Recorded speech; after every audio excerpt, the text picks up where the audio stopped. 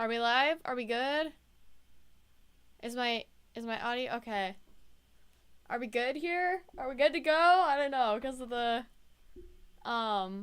lag, but welcome everyone. Ignore my greasy bangs because my hair is really greasy today for some reason. I know it's gonna take a hot minute for everyone to get here, but welcome back to the stream. We're playing more Taylor Tales today. I'm hoping we can wrap up Neil's route, knock on wood. Hello Janelle, welcome. My chair is caught on something. What is it? It's not caught on anything. I'm just hallucinating. Hello. Welcome.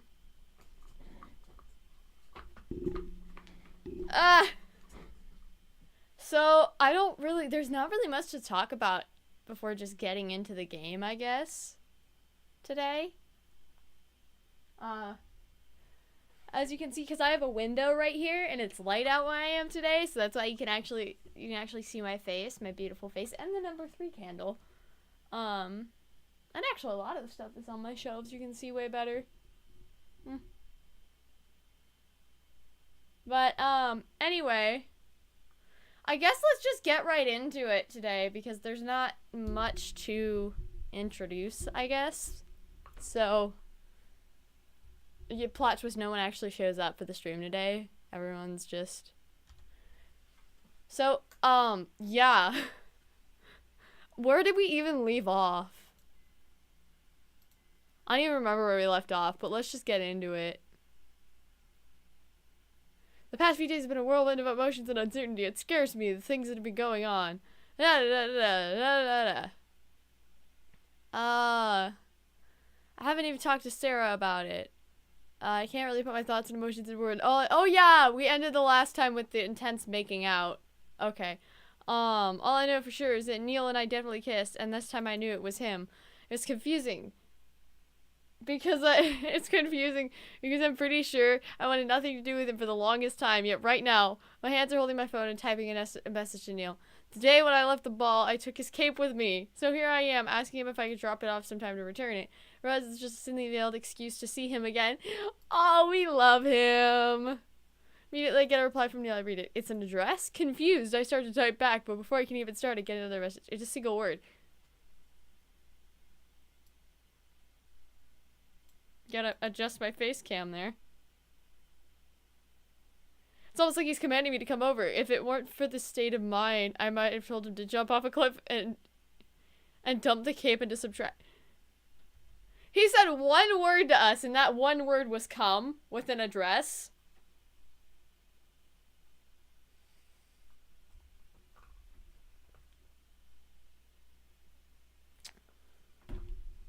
My dude. I mean... I'm not sure if that's suspicious or simp-worthy, to be entirely honest with you. But I feel myself well up with a buoyant feeling and grab the stupid cape and head outside. iPhone in hand with the GPS on. Let's go! Oh, look, it's snowing out. The GPS leads me to a nice part of the city, much like where Angela lives. I come across to a part of the hesitantly, blah, blah, blah. Nervous right now, it's stupid. I make my way up to Neil's apartment and he lets me in. Wow, looks like a Gacha Life background. Neil greets me with a silent stare. He looks impeccable as always, groomed and neat. It's like it's been drilled into him from a young age. Good day. Stand behind him, blah, blah, blah, blah, like a bundle of nerves.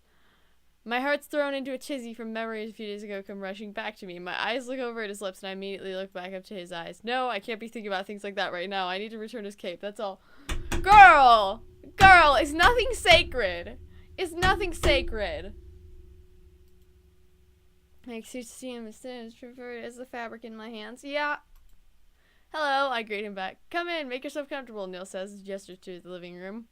Hesitantly, but with a skip in my step, I take a few steps further and enter his living room. It's just as spacious as I'd imagined. All the pieces of furniture are sleek and shiny in design. They're all carefully placed, like each one serves a purpose. Wow, I'm yawning. Wonderful.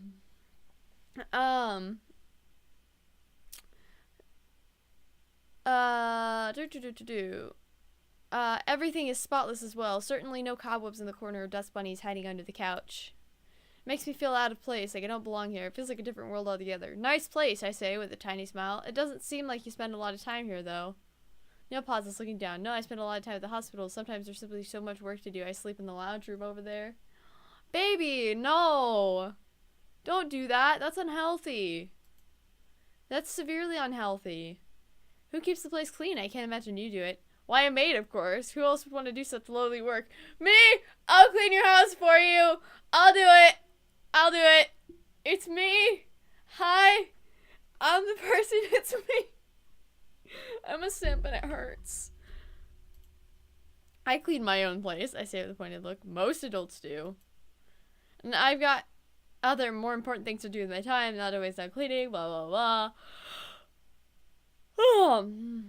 Why purposely try to provoke me into fight with him? Blah blah blah blah. I brandish the cape from my bag. Neil simply takes it from my hands without a word. Well, it seems like he's trying to avoid looking at me. When his fingers clasp around the clock, they both dig against mine, and Neil jerks back in surprise. I don't really know how to react, except for I kind of want to touch Neil again. My eyes wander around the living room, and I notice something familiar. On his coffee table, there's a white vase that looks strikingly similar to the one in Angela's apartment, the one she was bragging about. Pointed it with my finger. Angela has the same one. You guys must have similar taste. Pulls the cape over his arm and looks at me all elegant and dapper. I'd certainly hope so, considering I designed them and she creates them. Oh! Raise my eyebrows at him. You design vases? Neil gives me a disapproving look. I expected you to have been more clever and figured that out by now. He designs probably seeing the most expensive photographer. Neil sighs after seeing me struggle. Angela's a sculptor, a very well-paid one, as you may have noticed. Ah, that explains some of the decorations in her home, I say with a nod. Gosh, I am very sorry about that. But you said you designed them, a hobby of yours? Neil stays silent for a while, looking down at the vase in question. His eyes are watering like he's undecided or conflicted about something. Oh, I suppose, is all he says. It's not particularly a hobby when you're at you've got a bachelor's degree for it. Oh. Well. For what exactly? Interior design. Oh! Neil! Nelly! My dude! Hello? Oh, I just realized I didn't even tag the game. Hold on. Can I still edit that? I can.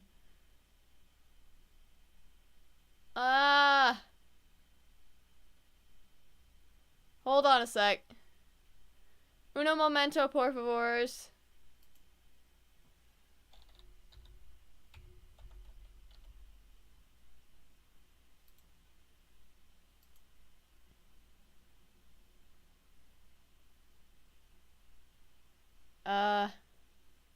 There.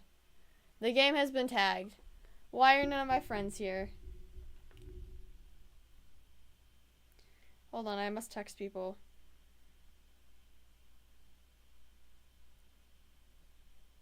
I must text people, tell them.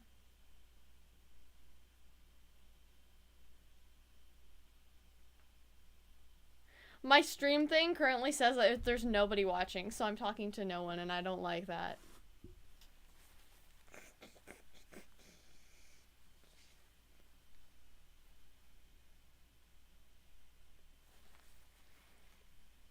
My allergies are going crazy. 'Tis allergy season.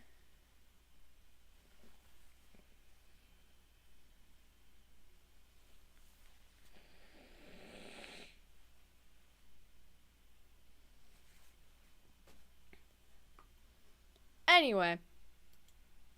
Honestly, I had no idea no one was college in the first place. I thought he merely got a job handed to him as silver platter from his family. Where's Janelle? Where's Janelle? Janelle, where are you?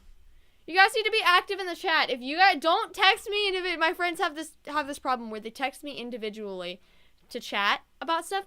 Do it in the actual stream chat, because if you do it in the actual stream chat, A, I will see it, and B, then it'll start promoting the stream. Come on, be good friends. You should know this by now.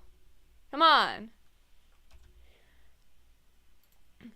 Is that what you do at the hospital? I asked. Did you design the entrance hall or something? Neil shakes his head with a chuckle. He laughed. No, I don't do anything of that sort of the hospital. My father would raise hell about it. He straightened his back with a sigh. No, just I just do boring paperwork and handle negotiations with our investors. Blah blah blah blah blah. Aw, that's all you're going to get, he says. Now, if you excuse me for a moment, he gestures towards the cave in his arm and walks out of the room. Awkwardly sit in the middle of the living room, not quite sure what to do with myself. So Neil's got a bachelor degree in interior design. I wonder. Oh, you're eating dinner. Okay. I wonder what he was like during college. Probably not much different from now. Still mean-spirited and arrogant. So I'm betting he was probably a party boy in college, and we're gonna find out that he was a kid somewhere.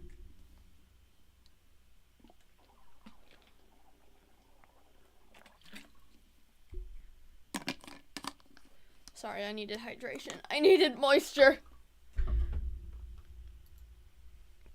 And yet, I totally made out with him a few days ago.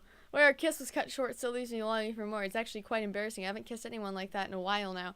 Eventually, I seat myself on Neil's couch. It's hard and uncomfortable to sit on, but it matches the rest of the fancy decoration in the room. I guess Neil prefers looks over comfort. Gah! Why can't I stop yawning?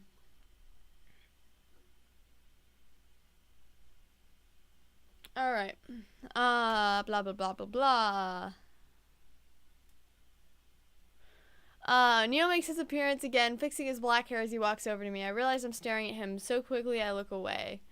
His black haircut is starting to grow. It's grown on me from the beginning. From the beginning. I was like, I don't like the purple haircut where he has like this weird mullet thing going on.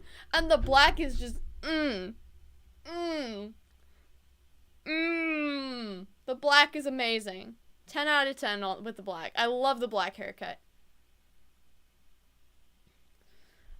Your couch isn't very comfy, I say jokingly. Neil sits down at the other end of the couch. I'm a tiny bit disappointed. He didn't want to get closer than that to me. You're right, he said with a sigh. It is uncomfortable to sit on. Quite surprised. He's not giving me some smart-ass comment in return. Angela got this for me as a gift for purchasing my first apartment. Oh, so you didn't really get to have a say in it. Neil scratches his arm across, stretches his arm across the back of the couch. I'm hyper aware of how close his hand is to my shoulder. Had I said anything negative about it, I never hear the end of it, so I'm stuck with it. Wow, that's an amazing. I forgot it's not your sister. What an amazing cousin you are. I chuckled. That does sound like Angela to me. She'd talk his ears off, berating him for saying anything bad about a gift she gave him. Lean your face against his hand. Do it. Wait, do I shift closer to Neil? Lean my cheek against his hand, just gripping the edge of the couch, all without breaking eye contact. His eyes narrow, looking at me with a tense gaze, but he doesn't budge. She doesn't even flinch this time. His hand feels warm against my cheek. Now we're stuck together. He takes a sharp breath. He's holding his back for saying something he doesn't want to. I feel his finger twitch against my skin. He grazes against my cheek softly and tenderly. He just along until his fingertip has nearly reached my lips. The tip of his finger brushes against my lip, as soft as a feather. Oh boy, here we go again. The tension in the air is getting stronger. We both know where this is leading to, but then Neil's phone rings. Wow! Yes! Perfect timing! There is a God. He pulls away immediately. Blah, blah, blah, blah, blah. No, you cannot eat dinner without getting harassed. He pulls away immediately and cusses him under his breath. He pulls excuse me, I have to take this, he says, walks out of the living room once more. Your dad is dead. Your grandmama just died. I sit there wondering what could have happened between us just now. I won't deny it. I kind of want to repeat what happened between us the last time we met. Should I check it real fast? Angela, she's asking me if I get time to have lunch with her today. No, I'm with Neil. Leave me alone. Let me have my boyfriend. In the other room, I can hear Neil talking on his phone as I type a reply to Angela. A few seconds later, Neil walks back in the living room, slipping his expensive-looking cell phone back into his pocket vest. I'm going to have to cut this short. My cousin just calls me and wishes to see me for something urgent. I blink slowly, raising my eyebrows in surprise. You mean Angela? What other cousin could I possibly be referring to?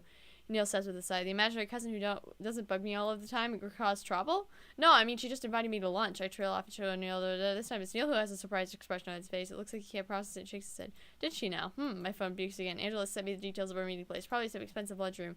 Then when I read it, it seems to be the cafe that I go to quite often, the one next to the hospital. She wants to meet me at the cafe, I say. Neil says he's definitely not happy about something. That's where she asked me to meet up. I don't know what kind of trouble she's caused, why she's involving me in her business, but we should probably find out what she's gotten herself into. She probably... Oh, hey, the unknown! Welcome! Oh, wait, over here. My camera's over here. Hi! Welcome! Welcome back. We're having more chaos. We're doing more crazy things. We're screaming, crying, twerking on the floor again. I don't know if you saw the clip that I spent 2 hours editing, that I put up on my channel. Welcome back. Go harass Achilles Wolf and get him over here. Or her, I guess I should say. I don't know whether or not it's a he. Get them over here.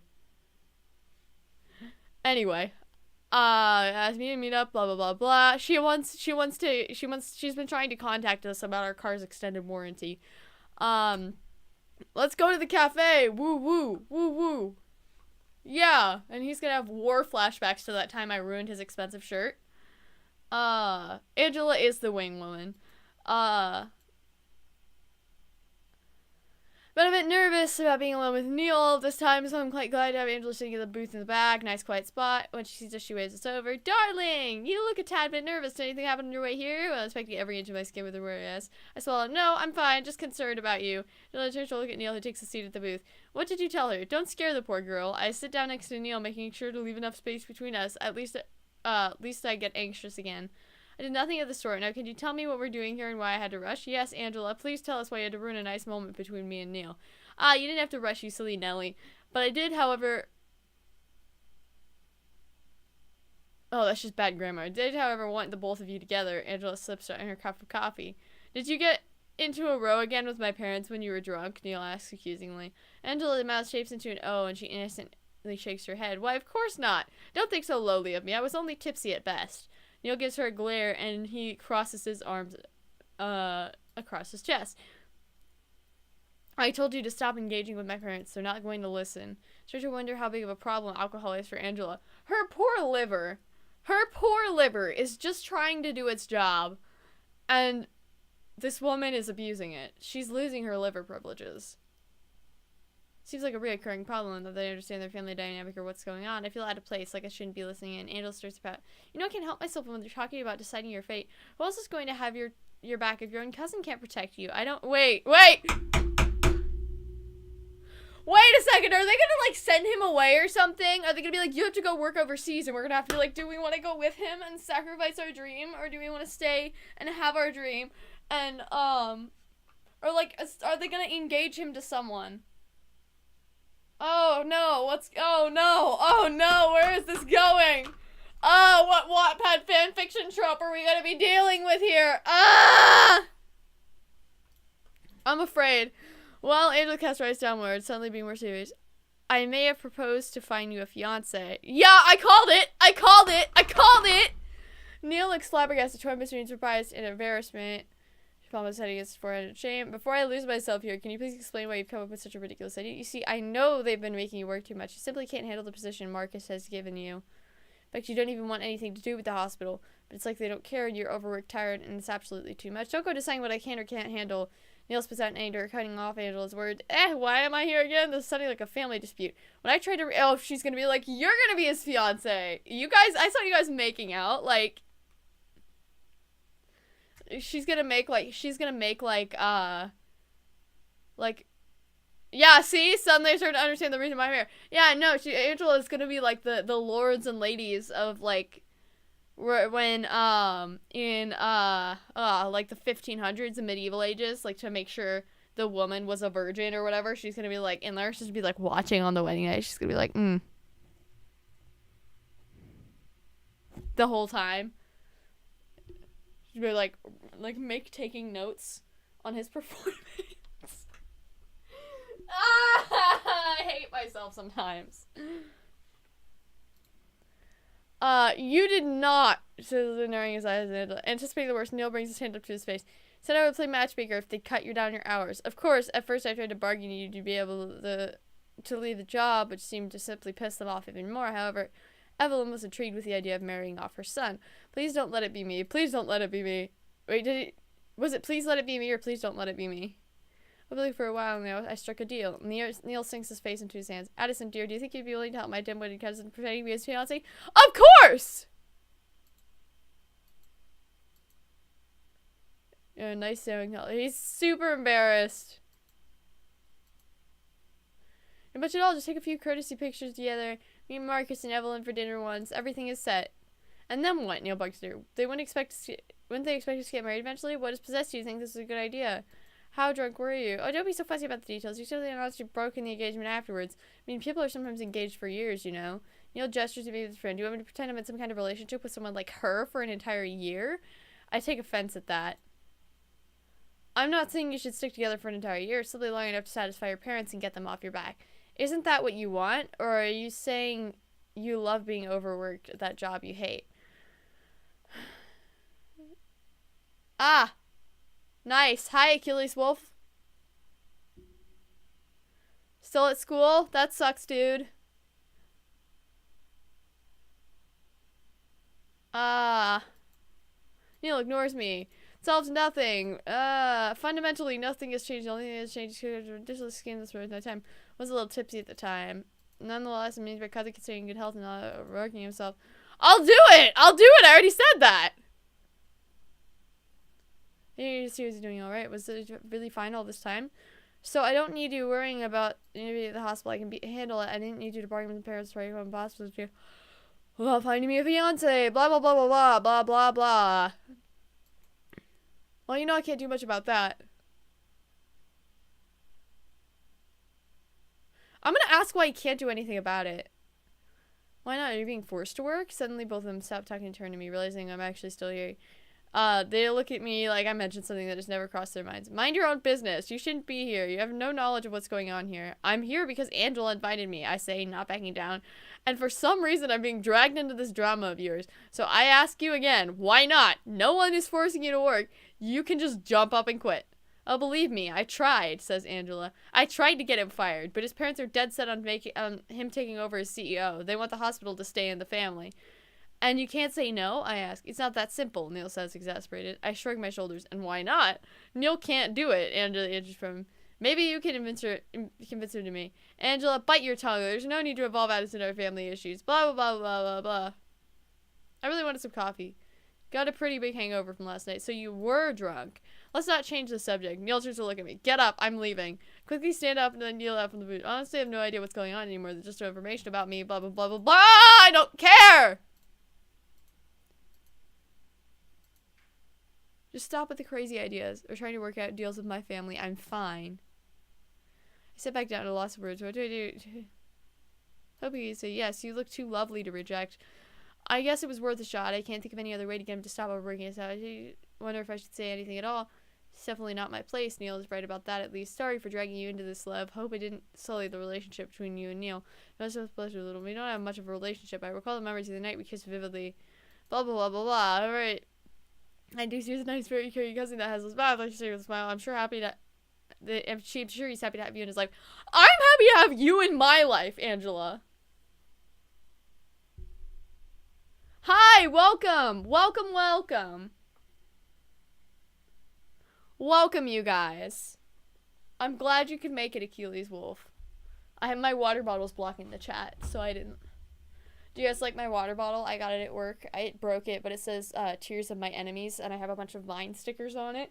Hi, welcome to Chili's, and I'll make it full screen so you can see it better.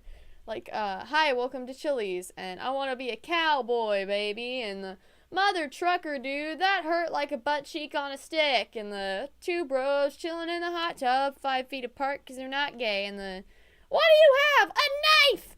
And then I also have I got my red dress on tonight, and my favorite one is the road work ahead. Yeah, I sure hope it does, because that's like my favorite Vine ever. I love that one. But I digress. Hi, blah, blah, blah, blah, blah, blah. You flatter me. You're such a doll. Thank you.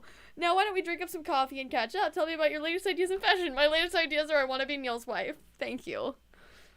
Blah, blah, blah, blah. I wanna be his wife. Let me be his wife. Oh, thank you for the for the compliment. And no, not really. Just we went over to Neil's house. Like he doesn't eat. Like we were like we brought his cape with us from the ball that he like put over our shoulders. And we said we texted him and we're like, hey, I still have this. You want me to bring it? And he just said sent an address and just said come. And so we did. And because we love ourselves a dominant man, and we went over to his house and we gave him back his cape, and we kind of almost made out but like didn't actually make out because well, no, not because of anything really. Like we had this whole thing where like he like put his arm up on the couch because we were talking about how uncomfortable the couch was, and we like kind of leaned our face into his hand. And then, like, he, like, was, like, touching our lips and we were getting all coy, but then Angela called him and then texted us and was like, come to this cafe, we're gonna talk about things. And then basically Angela proposed that we should be his fake fiance, and he said no, and I'm like, please, yes! So that's basically been what's happened.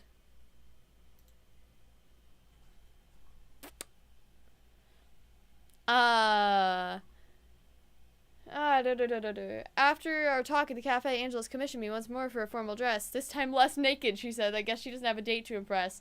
She invited me to the event as well. Ooh! I'm gonna mention something about going to see some old farts, blah, blah, blah, blah, blah. Angela apparently gave me a planner out to attend for that's some ideas of closing time. I'm alert, better not get assuming at the time. I walk at the entrance, look out the window. It's Neil! Yeah, it's Neil. I called it. Unlock the door and let him in. Good evening. I greeted with my heart thumping. It's late. What are you doing here? I came to make out with you. Seems you didn't check your cell phone that often, do you? My eyes dart over towards where my phone is. I absolutely have flashbacks about how my back was pressed against the counter with Neil being on top of me. I tried my hardest to fight the blush from giving out of my face. I haven't checked it in a while. Never mind. I wanted to discuss something with you. Yes, I will marry you. Yes. Like? It's a bit awkward standing so close to him now. It feels like the crime scene of evidence behind me of what we did several nights ago. There's really no elegant way of putting this, but Angela's ideals made me realize it needs to be said. Again, he pauses, and I feel my heartbeat speed up in anticipation. What do you think? I'm actually, like, I don't know what he's gonna say. I will marry you, yes. I think we should stop.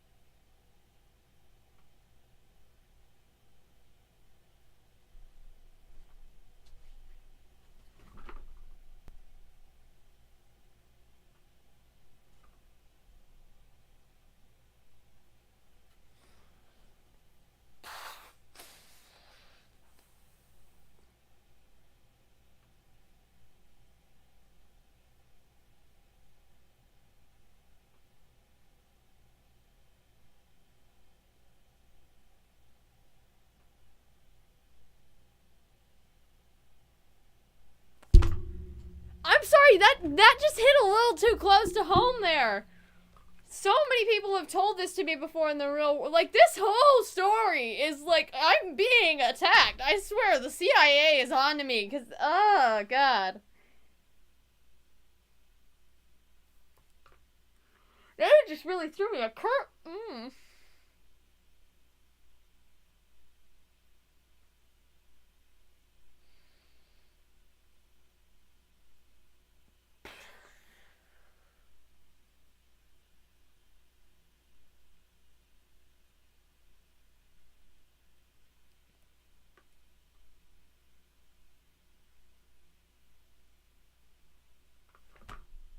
Alright,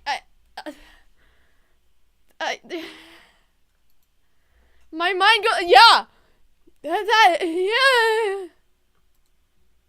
It's for the best. This way Angela will be pulling it draped open completely and utterly. That's what I just...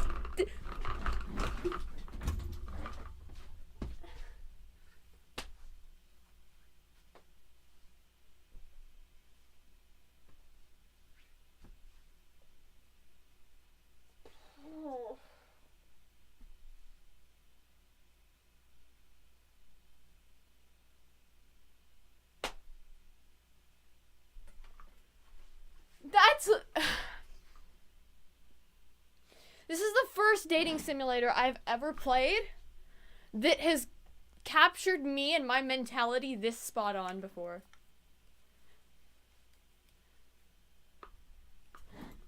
What? I say?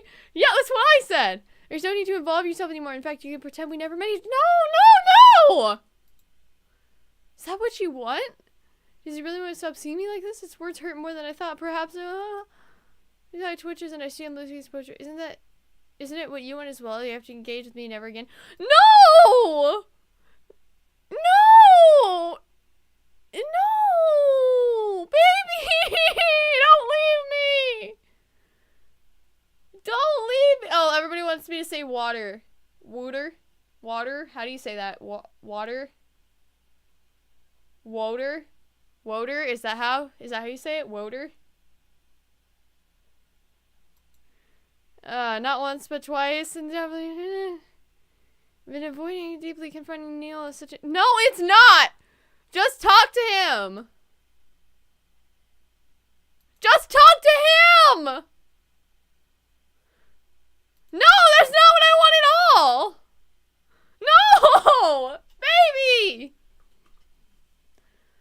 He's a conflicted look, but it's like he doesn't know what to do with me, how to respond to my blunt answer. It's like I hit him with a wrecking ball. Daringly, I take a step closer to him, and you can't let me say it's what you want as well. My voice is low and steady, even though my heart's beating out of control. Neil jerks back, putting distance between us. Can't you see I'm trying to do a favor here? Angela crossed the line between trying to argue into our family's business. So here I am, cleaning up her mess. You don't need to feel responsible for me. You're nothing to me. I gasp. Oh!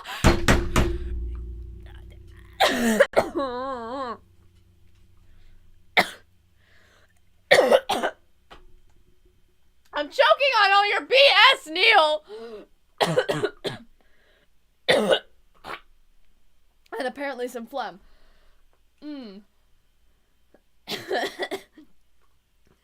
I need moisture.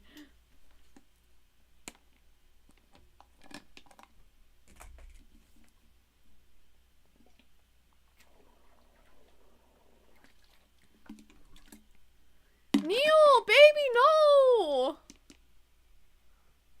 Water, woother, wither? What are we talking about here? Does no one care that my heart's being broken by— my camera's over here. Does nobody care that my heart's being broken by a two-dimensional man right now? Does nobody care? Fine, I snap at him. Then leave. Don't you dare come back. I bite my— the more I bite my words, the less I feel my heart. See, it's what you want as well, he says with that. And I said like he's right all along. Insufferable yeah! Bastard! I angrily point at my door. There's the door, bitch!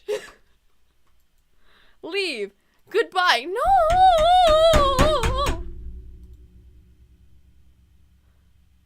I'm collapsing into my head. This time I'm angry. I'm hurt. I didn't realize Neil's word could sting so much. Then again, why did I ever delude myself into thinking Neil cared about me? And even if it's just a little, he always looked down on me. No, baby! No! No! Wooter.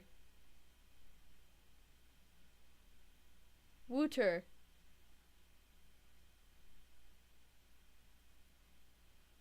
Water. I don't know how you guys are saying it. However, but no! Don't delete it! Don't! That's never a good no! No! No! No! No! No! No!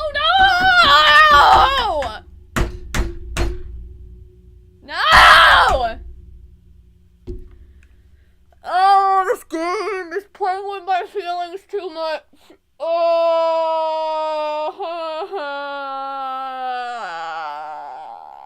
good Lord, have mercy.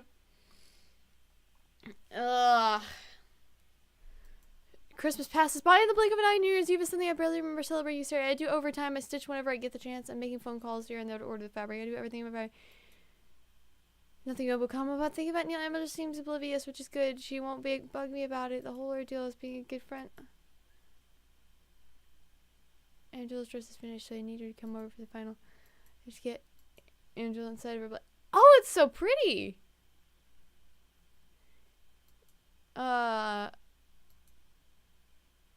You know, tuck it back into the bottom hem.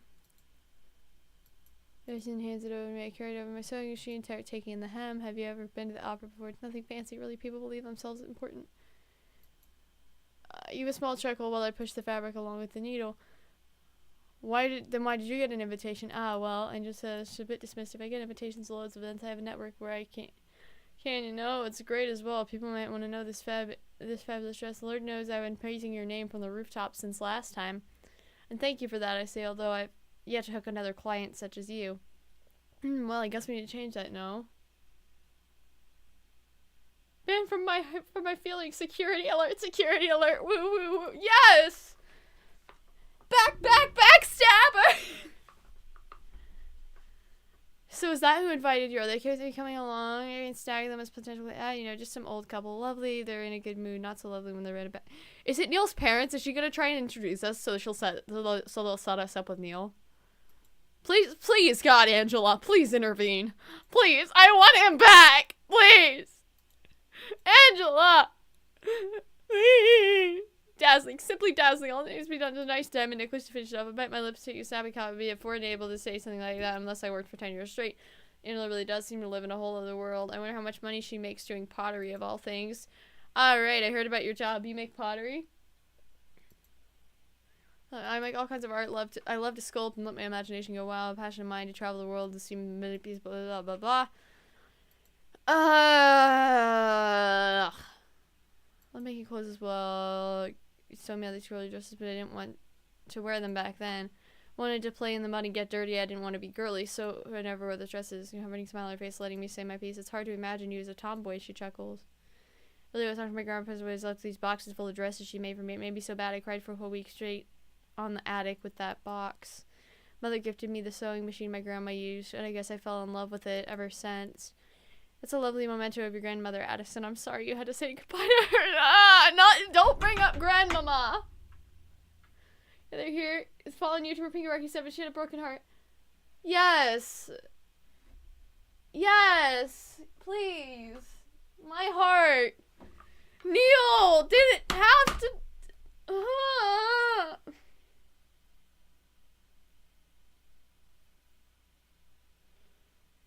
I smell happy. Happy to be reliving the. Grandmama is back from the dead, bitches!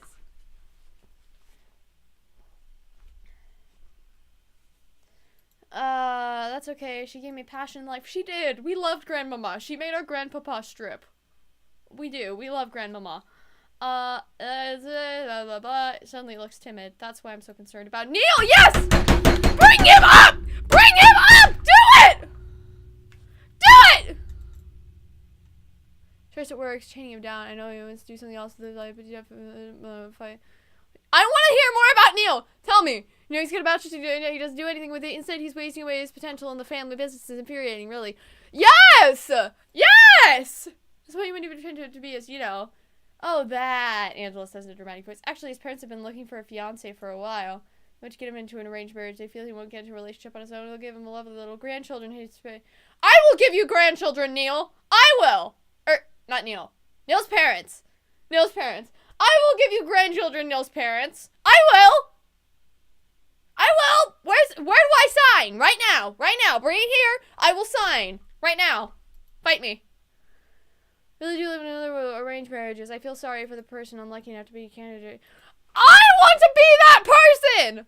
Let me be that person. Please. I beg of you. Yes, Angela. That determined face. Yes. I want to be the very best. Like no one ever was, okay? Let me marry him! Ah! Oh, I accidentally clicked on my OBS tab. She's kidding me now, but I said against her, please take me. Please take me. Please reintroduce me to Neil. Please. I can't live without him. Please. Yeah, I haven't started the construction yet. She gives me a devious trick. Pick something dark blue. It'll go lovely with your eyes. Thank you. Remember, about that ticket to the opera, how much is it? Angela shakes her head at me. I invited you over. I can't expect you to pay for a ticket as well. No, don't worry. This one's on me. Yes! Angela seriously discussed it.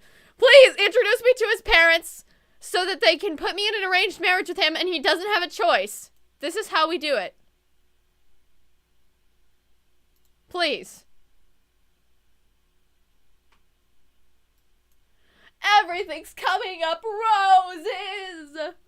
Bam, we have to make our pretty dress. I want to see. What is it? I want to see. I want to see. I want to see. I want to see. I want to see. I want to see. I want to see.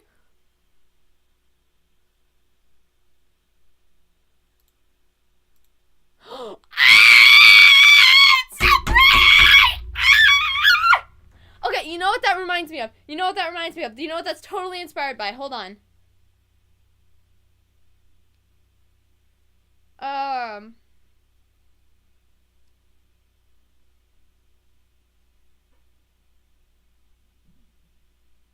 That is totally inspired by, you guys know the movie Anastasia? The 20th Century Fox. That's totally what that right there. That is totally what inspired it. My chair is turning. That's entirely what inspired this dress. I don't think I have the gloves though. I think I need the gloves and I think I need the color, but I think I have enough money to get that.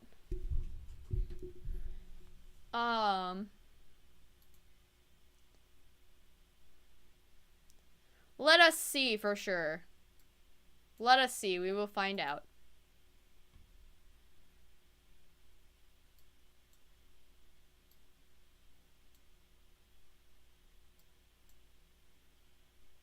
Let's look at the colors. I want to say maybe it's that blue. I don't know. We can buy several blues just to make sure. We have the money. And then let's go to the accessories. Would it be under items? No. Details.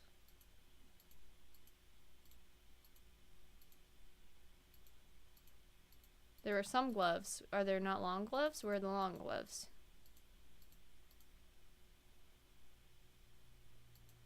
Corsets, belt buckles.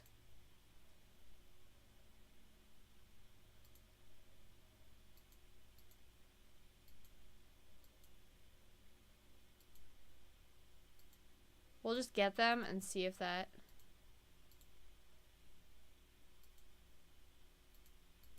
Sleeves. Oh, I bet you gotta do...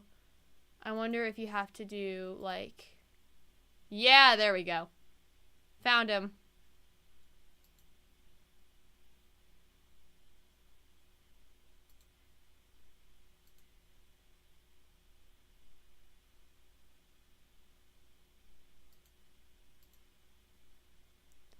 Because, haha, joke's on the game. I accidentally bought all the stuff I need for that.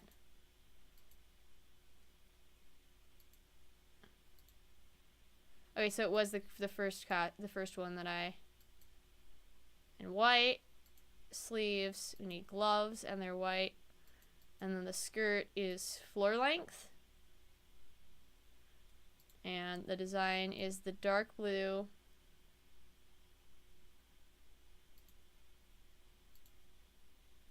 With the sparkles.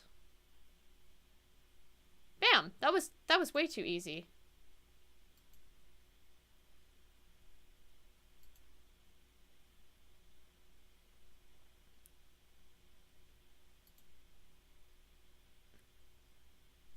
Let's go ahead and change our outfit. Do we have it?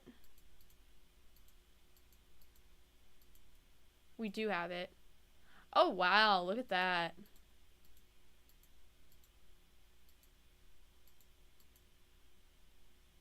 Let's put on some heels with it. Now that you can see them. And some jewelry. How about some pearls? What if we put our hair up? No.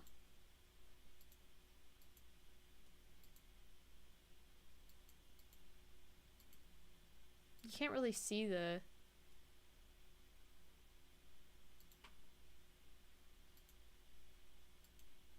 What if I, let's save this, and then let's go back, and let's get the silver version of this necklace. Or maybe we should go get the bejeweled necklace. We have the funds. We can go buy whatever we want, basically. Face,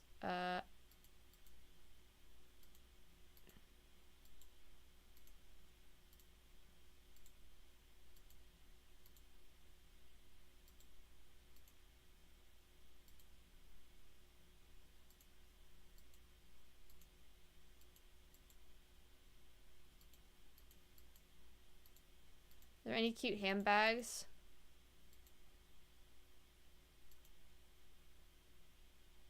Oh, there's bracelets. Let's get some bracelets.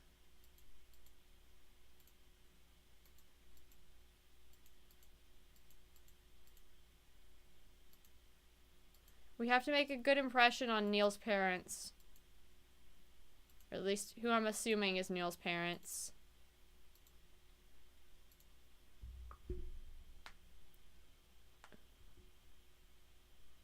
Tax fraud. Yeah, tax fraud. Let's see what we have here to work with. Let's see. We have this necklace, which I kind of like that. We have the pearls. I don't really like that.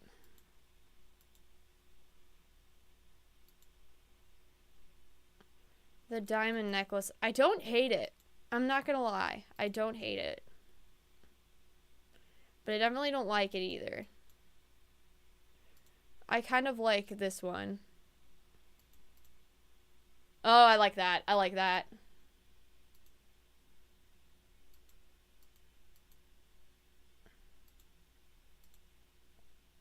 No, we can't do gold on silver. That doesn't work.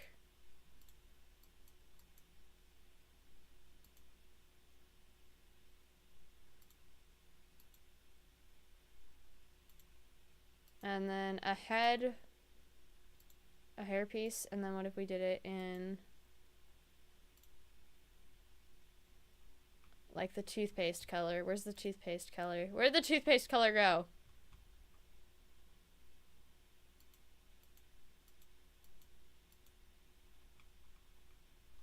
Oh, do we not have that option for accessories? Okay. What if we do it in like a gold color? I kind of don't hate it.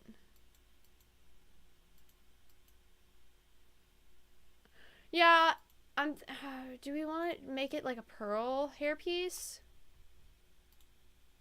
Yeah, I think we should go with that. Alright, look at us! We're fit for the opera! We're fit for the opera, guys! Woo, let's go! I am wearing the opera dress. I am. It's almost 6 o'clock. I'm waiting for Angela to pick me up so we can attend the opera after I had birthday guest of honor. University, I probably feel out of place, blah, blah, blah, blah. It's snowing, so hard to make out what's going on. I hear a car pull up, a very fancy-looking car at the street, and I see Angela. She waves at me, beckoning me to come over and get in. To make my comfortable slip into the passenger seat. Neil is driving. Signs made from white letters. Definitely expensive car. It's very warm, too. You ready to get bored? Angela asked with a half-hearted laugh. I'm ready to get drunk and go find Neil. Oh, Olivia's here. So, Olivia, basically Angela tried to set us up, and then, because Neil's parents were trying to get him into an arranged marriage, and then he came, like, we had, like, a couple romantic moments, and then he came over and basically said that we shouldn't see each other anymore at all, like, interact with each other at all, and it's been, like, months, so it's now, like, January something, February something, and, Angela's taking us to the opera, presumably, my guess is to meet Neil's parents, so they will set us up in an arranged marriage because they really want grandkids, and they want to keep the hospital and the family business, and they're afraid that he won't ever go out and meet a lady. And I was like, I will give you grandchildren. I will give them the grandbabies they want. Me, sign me up. So, yeah. That is the gist of what has happened. I'm excited and nervous. You should be. You're about to meet Neil's parents. Come on. I'm willing to bet $20 that this is Neil's parents. Because she said an old couple who are sometimes nice and they're sometimes not. That's not one and all. That looks like an airport. Come on, let's go to our seats. Blah, blah, blah. While wearing high heels. It's easy to run in high heels. I've outrun my dad in his work boots in high heels. We enter the auditorium, which is richly decorated with vintage designs, golden flecks, blah, blah, blah. In this distance, the stage is a larger curtain covered most of it, blah, blah, blah, blah, blah, blah, blah, blah. Where are your guests of honor? Fashionably late, answers Angela. The auditorium gets filled more and more, almost time for that. When I hear someone call out Angela's name, Angela gets up from her seat and greets the people with an air kiss. You made it! It's Neil's parents! It's Neil's parents! See? No, the purple hair and the yellow eyes. It's Neil's parents! I friggin' called it! I friggin' called it! What do I get for calling that? I should get the I should get a Nobel Peace Prize for calling that. My headphones are falling. Oh no. I called it. This is getting predictable.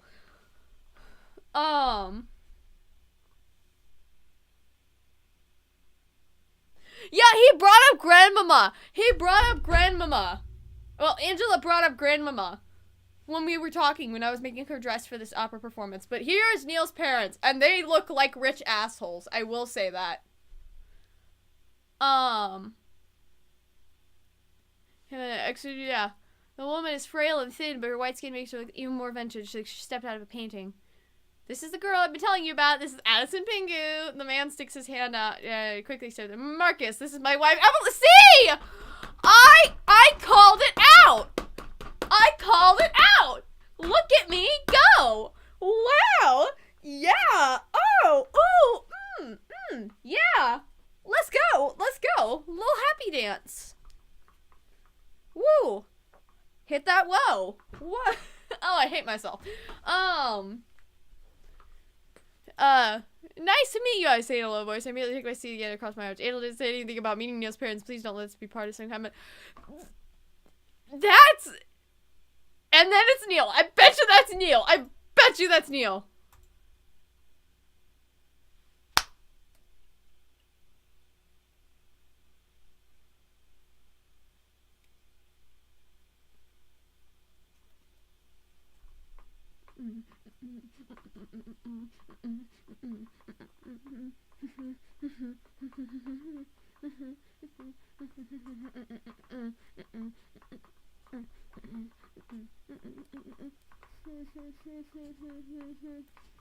Angela didn't know Grandmama. Angela asked us about our past, like how we got into sewing. And we're like, oh, Grandmama. And it was a whole memory lane. Hi, Neil. Sup, bitch. I hate to swear, but he's a bastard for what he did to us. How dare he?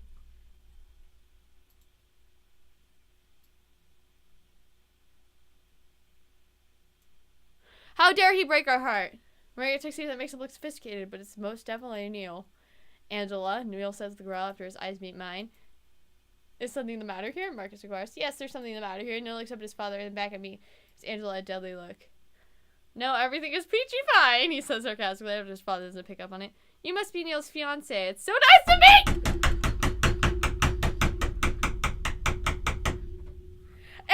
Angela told them, and Neil's like, fine, I'll go along with whoever it is. And then, I bet you money. Angela set us up. Thank you, Angela! I love you! I could kiss you right now. Thank you, Angela! You brought me back with my man. Thank you. For seconds, I look like a fish out of water with my mouth opening and closing at random. I'm pretty sure Angela set me up under the pretense of inviting me to the opera rally. She's like, meet Miss Player to go through with this ridiculous scheme. Let's do it! I'll marry him! Let's go! Let's go! And right after Neil said he didn't want to see me, I could kill Angela right about now. I'm gonna scorn her so much after this. I'm gonna go along with it. Why, yes, I do. This just as designed in the most polite voice I can, in the politest voice I can mutter. Looks absolutely stunning on you. Don't you think so too, Neil? Yeah, put him on the spot like that. Don't you give me that kind of attitude, young man. Says Evelyn. Compliment your date. It's only polite to do. I like his mother. I like her a lot. It's nice to know at least his parents are trying to teach Neil some manners, because I can recall many times that he left them at the door. Yeah! You look nice, he says. I know he's being forced to say this, but those words sting. Neil already made it clear he doesn't want to see me, so hearing fake compliments thrown my way only makes sense. I want to escape this hell. I don't want to appear rude, but Neil's parents who don't really know what's going on here. It's not their fault. Angela's a conniving little... I'm almost starting to sound like Neil there. Oh, show's almost starting. Ella claps her hands to get our attention. Now let's enjoy this evening together. Speak for yourself. I'm gonna enjoy it. I made out with this man on the counter of my store. I'm gonna marry him. Mark my words. Fake dress walks up the stage. It's Phantom of the Opera. I love Phantom of the Opera. Only half paying attention to the show. I keep thinking about Neil being here with his parents out. Angela tricked when you're coming along. We start seeing the orchestra stops as well. There's an announcement they'll be back after a 20-minute break. Press to leave the sheets graded. I'm going to grab something to drink. I'll be right back, says Angela, and she speeds right out of there. She's gonna go get drunk, isn't she? I'm glaring at her back. Realize I'm left alone with Neil and his parents. Are you enjoying the show? Asks Evelyn politely. I still have to be polite, even though yes, I am. It's lovely. We can never get Neil to enjoy them, so I'm glad someone his age does. I enjoy operas. Well, I've never actually technically been to one, but...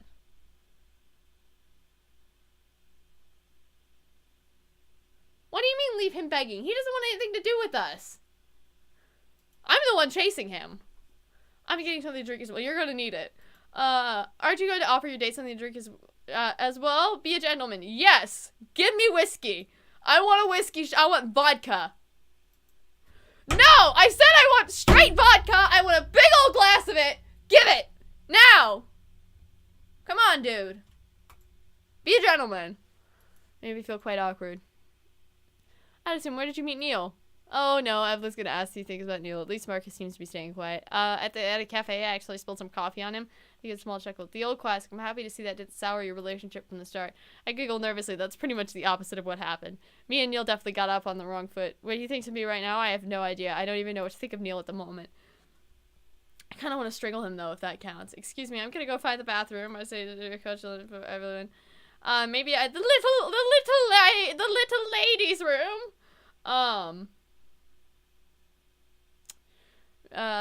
Angela braid her, blah, blah, blah, blah, blah. Can we run into Neil and have a conversation with him? Be like, please take me back. I'm meeting pull aside the wall. What are you doing here? Neil hisses at me. I glare at him. What are you doing here? Jerk. I felt like I need to add to that. Neil was way too close for comfort. It's giving me all too many conflicting. Seeing him in a tuxedo, so regular dress shirt. It's also throwing me for a loop. Yeah, he's sexy as hell, my dude! Come on! You can't just do me like this. You can't just do me. You can't just show up in a suit. My ears are itchy. Hold on. You can't just show up in a suit and expect me not to, like, want to have your babies, okay? Okay? Men in suits is my weakness. Thank you.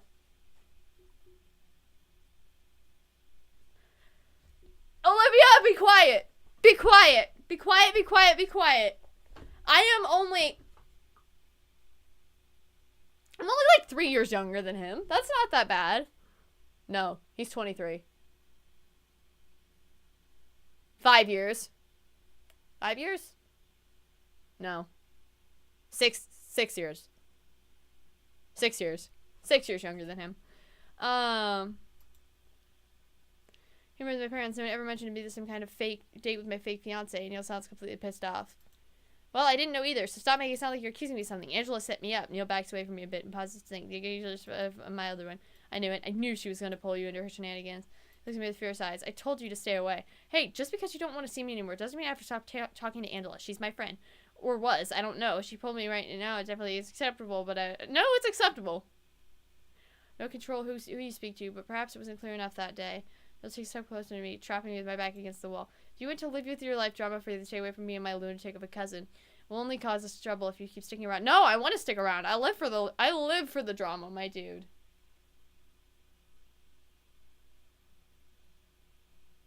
I know you were referring to the opera comment.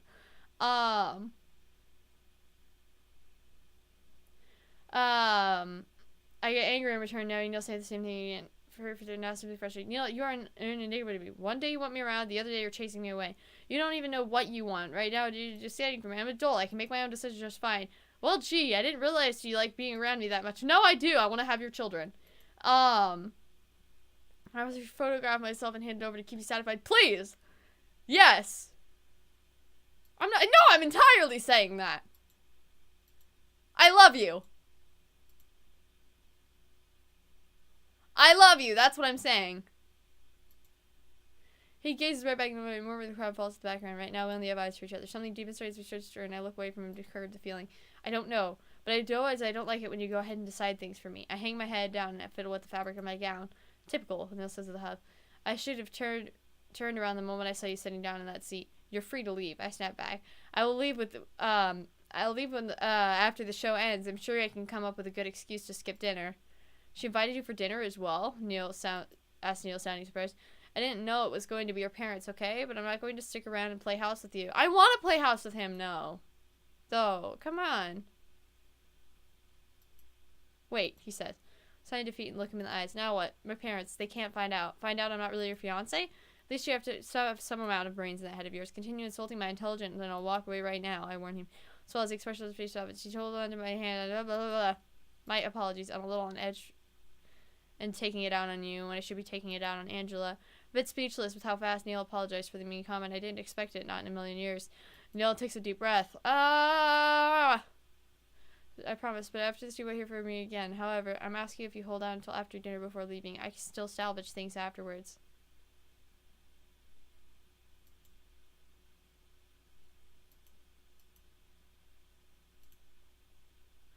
I know what I said, he mumbles, but this is, only for tonight. Regardless of whether or not it's only for tonight, or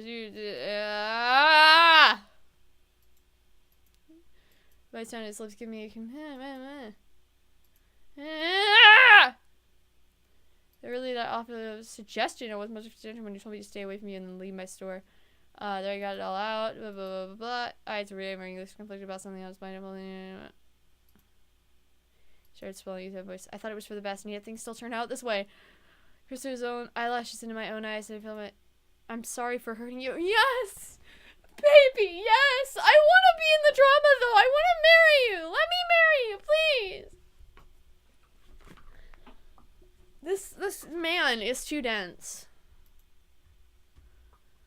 The drama by creating drama. Great thinking there, Neil. Brilliant. Yeah! Nonetheless, I apologize sincerely as well.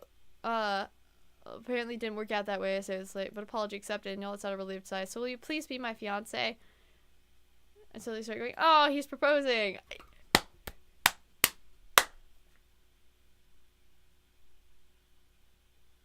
Let's go! Yeah, marriage speed run, my dude. If I'm embarrassed. Well, don't leave people hanging. What's your answer? I'll just yeah, no, say yes. All right, but you'll owe me big time. Neil looks at me with hopeful eyes. Really didn't expect you to agree. He sounds bad. Everyone else watching this right now is like that meme with the monkey going.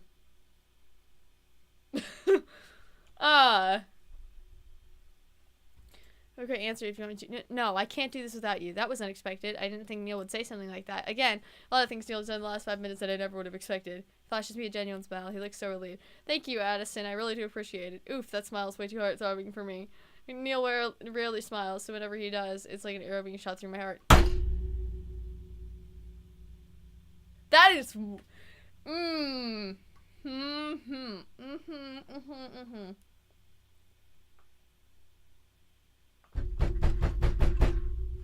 Oh, I knocked down a box of matches. Oh no. Ah, I'm gonna start a fire. We didn't start the fire.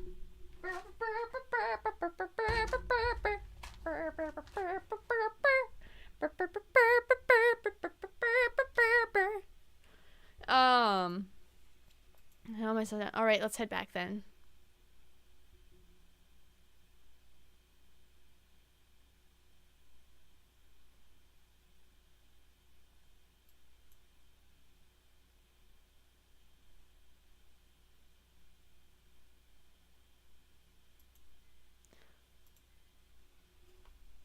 Let's go! Next chapter! Woo woo! I managed to get through the entirety of the show without boiling over emotions. I still haven't gotten the chance to speak to Angela in private. Judging by even looks Neil has been giving her, he wants to talk to her too. I still need to give her peace of my mind though. After the show, we're making our way back to the parking lot. We're heading to the restaurant for dinner. Neil is his parents. I'm with Angela. Is she in good enough shape to be driving? Explaining to do stands for both seated and inside. Whatever do you mean? It was a lovely performance, was it not? She says, feigning innocence. Angela, don't be like that. Really angry that you pulled me into this without even giving me a heads up. Oh, don't be dramatic. I invited you for a show and dinner. It's not the end of the world. Neil starts the car and we're on our way. It's been on his purpose to get Neil's parents for some kind of scheme. I think I'm dating Neil. It's not alright with me. For being as outspoken as you are right now, I didn't see you really kicking up a fuss in front of his parents, though. Be that you're secretly okay with it? Yes! I'm entirely okay with it. Please! A couple of weeks ago, he told me to stay away from him. You know why he said this? Because he didn't want you dragging me into madness like this. Angela stays quiet, keeping her eyes on the road. No need to blow a gasket here, dear. It's just for one dinner. That's all I'm asking for. But you didn't even ask me, I fire back. Look, drastic times call for drastic measures. If you can't get through this one dinner, Neil's parents will get off his back. I will not let Neil work himself to death. Work with me here. Don't fail me now. I have high hopes for you. I will do it! Why is there a third gas pep? Is it the clutch? The restaurant with Neil's parents training after his fancy place for decorated staff and welcome, Mr. and Mrs. Forrester. How was your evening? Right, this way, please. Your table is waiting for you. There's a 2-large table with a ton of cutlery neatly arranged. It's for those fine dining restaurants where I've been to maybe a couple. I feel like I'm going to mess up on which utensil to use while eating. I can relate to that. Neil pulls it. We love to see it. We love to see it. He's being a gentleman. Thank you.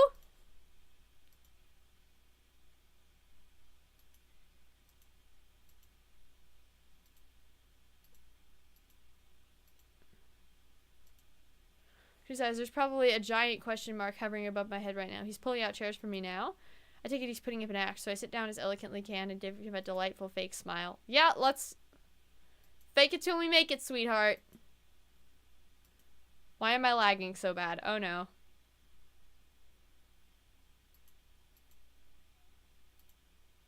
Can't believe I have to do this. Thank you, I say. I hope my sarcasm isn't driven my words. Neil nods and takes a seat next to me, staying silent all this time. Angela is seated next to him, and she seems quite pleased with herself. Neil's parents sit opposite me, looking as if they've been regulars to this restaurant for years.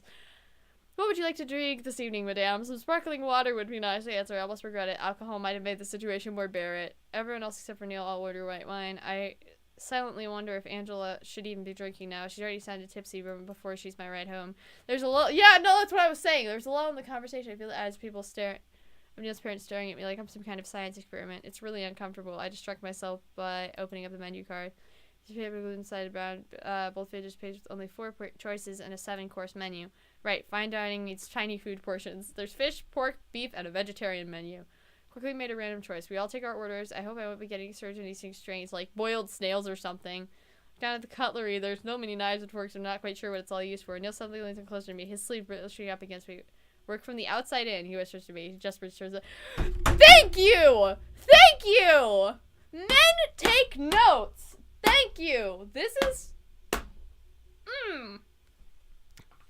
I half expected him to throw an insult at my way for not knowing the proper etiquette and comparing my elegance to that of a baby. It's the last time I'm going to eat at a place like this, I whisper back at him with a forced smile on my face. I'm in complete agreement with that, he whispers with a scoff. Don't be keeping secrets from us like that. Share it with the rest of the table, says Evelyn, who notices whispering to each other.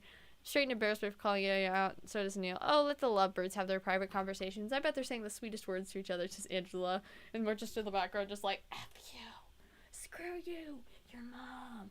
That sort of conversation. I shoot her a glare. She's so going to get chewed out later for all of this. I now realize when Neil warned me about her shenanigans. They're completely insane proposals. No, I think that they're completely fine because I'm getting to see Neil in a beautiful tuxedo and I'm in a pretty dress and we're living out my Disney princess dreams. Thank you. I look back at Neil's parents. I can't bring myself to tell them, hey, actually, I'm just pretending to be into your son here. It's all an act.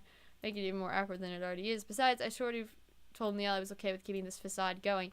The drinks arrive and Angela immediately drinks almost all of her wine. We all stay silent, wondering if I should say something, but Evelyn beats me with a punch. So, Addison, Designing these dresses, is that a hobby of yours? Evelyn asks. I'm a bit offended at that. No, it's my passion in my life's work, I reply honestly.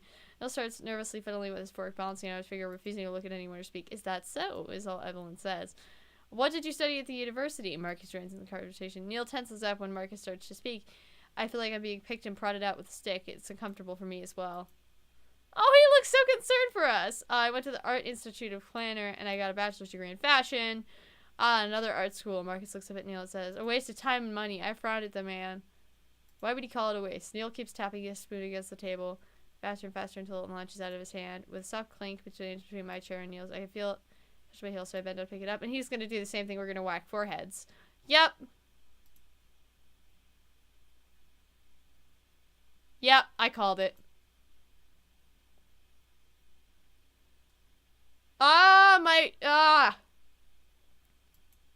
Excuse me, Neil mumbles. Ejaculating on your history, spoon from the ground. Neil sits up straight again and places the spoon down on the table. I go, you better not eat off that spoon. That's disgusting. You're a clumsy boy. Don't speak to my baby Neil that way! Don't you dare! I will slap you from across this table!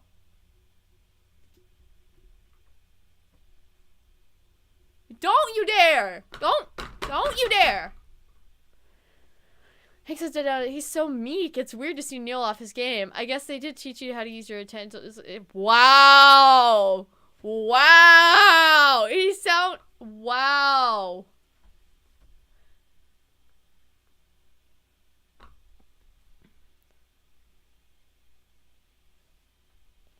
The stream crashed. It says it's still going for me.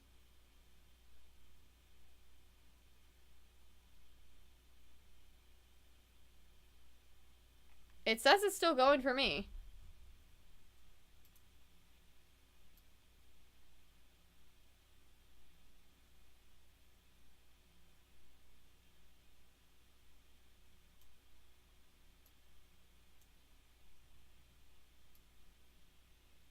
Yeah, everyone's saying it's going. Okay. You sound mighty, blah, blah, blah, blah. Wow. Snide, cool look, unable to keep my mouth shut. Well, isn't it the parent's job to teach their child table manners? Neil twitches in response. He turns to me with fear in his eyes. Marcus's expression changes as he glowers down at me, crossing his arms across his chest. Are you insinuating I haven't taught my son manners? Yes, I am insinuating that.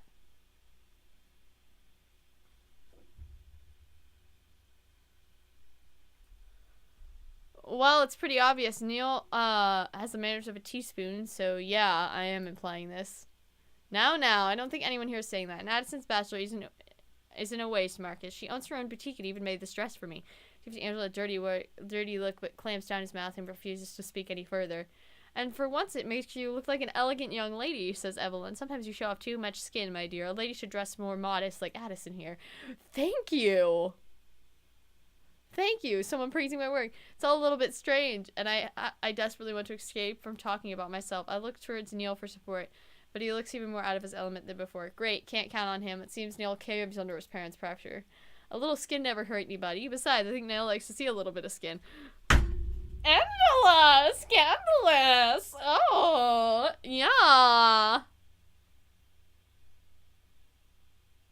Look at that blush. Yeah, I'll show him a little bit of skin. I'm such a simp.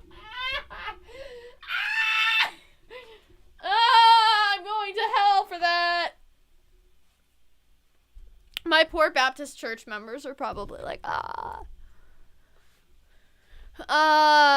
managed to catch him knocking his knee against, to quit making those comments. Anyway, let's drink. I relate to Angela. I am Angela in so many situations. Like, I am literally Angela in all of the situations. Let's drink to Addison and Neil. We're getting married. Yeah! I wish I could the ground could swallow me right now. This is getting too much to bear. I have the weirdest fake looking grin on my face, and it's a miracle no one can see the obvious discomfort written on it. Just pretend. For one dinner, it should be fine. You can do it. Raise that glass. Raise a glass to freedom. He aims his pistol at the sky. Wait! Same. To us, he says weakly. For some reason, that makes my heart beat faster. I know it's fake, and hearing him Toast to our fake marriage is kind of giving me some strange feelings. As it should. We all clink our glasses together. Wonderful. Everyone's that he hiccups. Evelyn keeps barraging me about myself, firing question after question, whereas Marcus hasn't really said anything anymore after he berated Neil for his manners.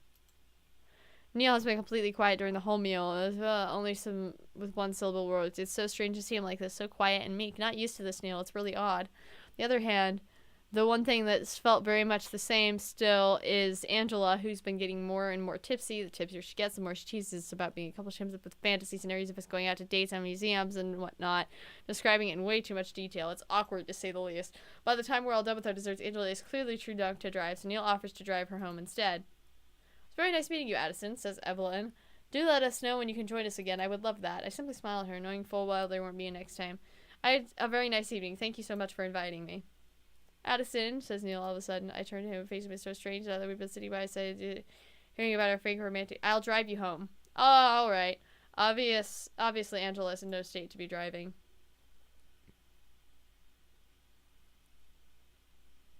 We all bid our goodbyes to Neil's parents, who managed to get inside Angela's car without much protesting for Angela. I sit in the passenger seat next to Neil, looking at him as he grips the steering wheel with his hands. Just like me, Neil's on edge, and we're both pretty displeased with Angela's actions. Speaking of Angela, she's singing songs in the backseat of the car. Love songs, to be exact. Yeah! Hers where they think you two make a very convincing couple, she says with a giggle. And you and I will be having a very serious discussion when you sober up, says Neil with a chill in his voice. I won't be letting you off the hook. Ah, come on, lighten up, Neil. Your parents loved her. Or, well, Evelyn did. Marcus was a grump. But he's always a grump. Grumpy grump. Angela starts to slur her. We stand Angela in this house. Oh, congrats, Achilles Wolf!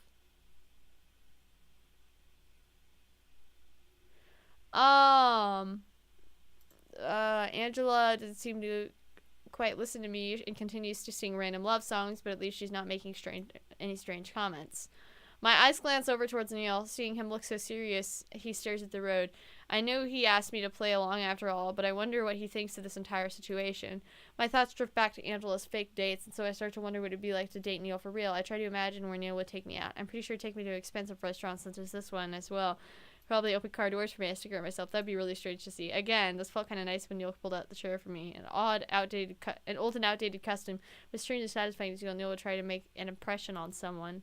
At least I think he would try. Eventually, we arrive at Angela's apartment. Neil goes upstairs with her to make sure she doesn't sleep outside her front door. She'll wait Neil to come back. We'll be alone again. I guess now will be the time where I won't be seeing Neil anymore. He did say he promised I won't be hearing from him again after tonight. That thought leaves me sad. You better. If he leaves us forever, I'm gonna cry. I'm actually gonna cry, and I'm gonna quit my entire YouTube career. I swear to God. Startling me when he opens the car door. He sits down with a heavy sigh, placing his hands on the wheel again. I really do apologize for tonight, for Angela, he says as he starts the car. Really nod my head. It's not my fault that Angela did something like this. Your parents weren't too bad, I say, and then I remember what his father said about art school. He went to an art school, right, for interior design? Angela mentioned it as well as before. Angela blabs too much. Well, I can't disagree with that. Did you ever end up finding work for it? No, Neil Simberg, I started an internship at the hospital straight after graduation. My father wanted me to follow in his footsteps to learn on the job as soon as possible. Oh, that's kind of sad, I say without thinking. It is what it is, he says. I guess his father wasn't too keen on studying interior design. Blah, blah, blah. You think your hours will get cut after this dinner? Neil shrugs. Can't be too sure of anything. If it were up to my mother, she'd have me work 1 day a week, but it's all up to my father. I wanted to disagree with him right there. Say I actually have a choice in whether or not he wants to work for his father, but I said he keeps silent. Your mother seems nice, or at least I can be honest about that. Sounds like someone I know, says Neil with a snort. Are you talking about me? Who else sticks their nose into somebody else's business as much as you do? No, I don't. I muttered. That would be Angela. I say the last part quietly. Doesn't respond to that. She puts his hand in shift, just shifting the gear. We stay silent for a while, keeping our eyes on the road. That watch he broke. It was a gift from Angela for my graduation. Oh, that makes sense, I guess. Angela seems to have been born into a rich family as well. I'm a bit surprised that Neil volunteered himself to share this piece of information with me. It's almost as if we're having an actual conversation. She had high hopes that we'd be working close together at the same firm. Unfortunately, life didn't work out that way. Neil seems sad as he says this, like he's reminiscing past memories that never came to fruition. I'm intrigued on one side, and on the other side I'm worried what will happen when we reach my house. That's too bad, I say, as I realize my dream. Can't imagine being forced. I'm not sure if that's the right word. However, I have been forced to work at times. I should say hounded until I gave in. Actually, do you remember that day I walked into your boutique for the first time? How could I forget? You mistook me as a boy in one of my childhood pictures. Neil shoots me a dirty look. Disregarding that, I was in there by pure accident. My father's secretary was following me the entire time, yapping about some meeting I shouldn't have been attending. She drove me mad, that woman. She still does. I need to devise a way to get rid of her. I tried to piece together the puzzle. Neil seemed anxious that day when he entered. So you mean to say you were in my boutique that day because you were hiding from her? I wouldn't exactly call it hiding, Neil says begrudgingly. I definitely would call it hiding. I correct him. Neil glances up at me again. I expect him to say something, but this time he chuckles. I suppose I will. Baby, you better propose to me right now or I'm gonna cry. I want to see all these different sides of Neil whenever the shows are also interesting. Resonate so strongly within my heart, I don't want to stop seeing him. Neil, I call out, awkwardly fiddling with my fingers. Since the worst already happened, I doubt Angela can play more tricks on us. Do you still want to... Neil turns the wheel. We've arrived at my street. Do I still want to what? Yes, the car rolls to a start. It's dark outside, only a few street lights on. We're the only ones here. I've done it in my hands. Do you still want to stop seeing me? I stood midget out loud. I hold my breath. Exhale slowly, rubbing his hands on the steering wheel like he's afraid to let go. He squeezes his eyes shut, turns off the engine, and opens his car's door. Get out, I'll walk you to your door, he says while getting out of the car. He's completely ignoring my question, and I quickly get out of the car as well, nervous about what he's going to do. I'm nervous too! I feel like I'm going to get rejected. I shakily hold my purse close to my body. He brushes his fingers through his black hair as he stands next to me. If his eyes are cast downward, I feel my heart thump loudly in my chest. Please tell me he kisses us! Neil, I say softly, please answer me. Isn't it better this way? Is it? I question. You just spent the entire night entertaining my parents with the idea that I actually might have someone who tolerates me. I tolerate you enough.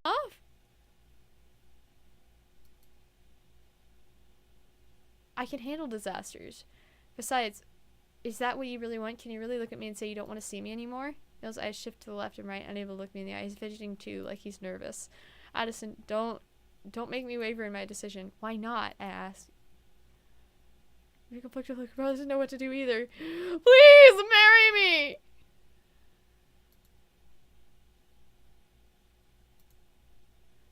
Feeling bold enough, I lean closer and reach for his hand. My fingers slide across his palm until I've got a firm grip on it. I step out even closer and I can feel him react to me, but he doesn't seem to be rejecting my advances. Now I can feel him close his fingers around mine. He grasps me tightly. Neil looks so good in a tuxedo. It's making me realize my attraction for Neil is growing stronger. I raise my other arm so I can reach my eyes. It's gotten longer, I say softly. I twirl the black lock of hair around my finger. My arm suddenly wrapped around my face ever so lightly. Don't, he murmurs softly. I finally lay my head against his chest, our bodies molding together, and I whisper, are you wavering yet? He better be! He better be!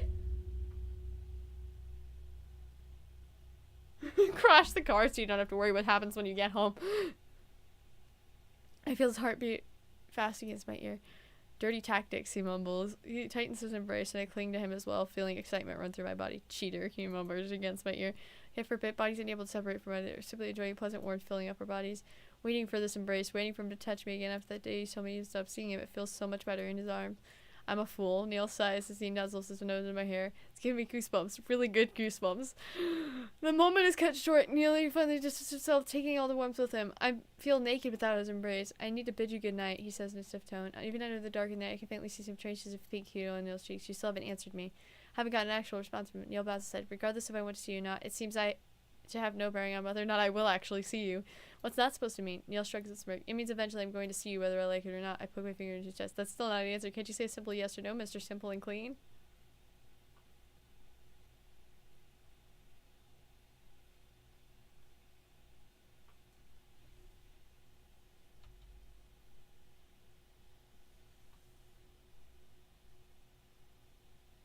Also the fact that it's all the custom stuff.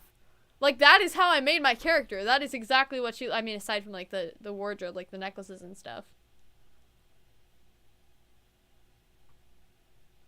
But, let's just take a moment to...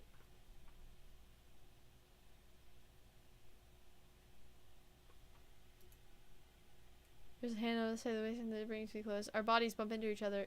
Oh! Oh no! Oh no! Oh no, I can't show that word. I can't show that word. Oh no. No, no, no. That is not good. Oh no. Oh no. Where is this going? Larry's head and kisses my lips. Whoa, Neil's being bold. I'm caught off guard. I responded to kiss lightly.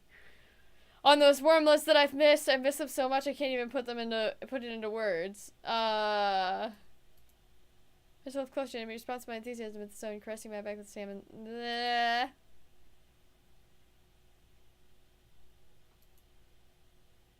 I can't read this on stream. That was very descriptive. That was unneededly descriptive. For my eyes only, thank you. There was a lot of, oh boy. Wow. That was an experience. Does that answer your question? He says, yes it does! I will marry you! I want to say it raises up way more questions than answers, but I feel too weak in my ears. Yes! It's good enough for now. I bring my fingers to his lips and lightly touch them. They're still tingling. But I know the night must come to an end, so I reluctantly take a step backwards. Alright, good night, Neil, I say. Neil bows away and quickly retreats to his car. And he's gone before I know it. My feelings for Neil are such a mess right now. Marry him!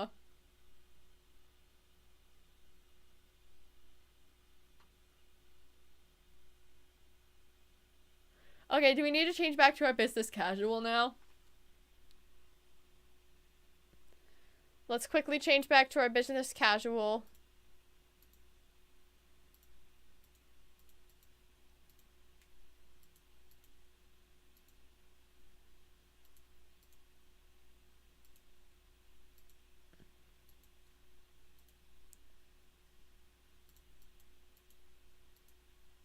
There we go. We're back into business casual.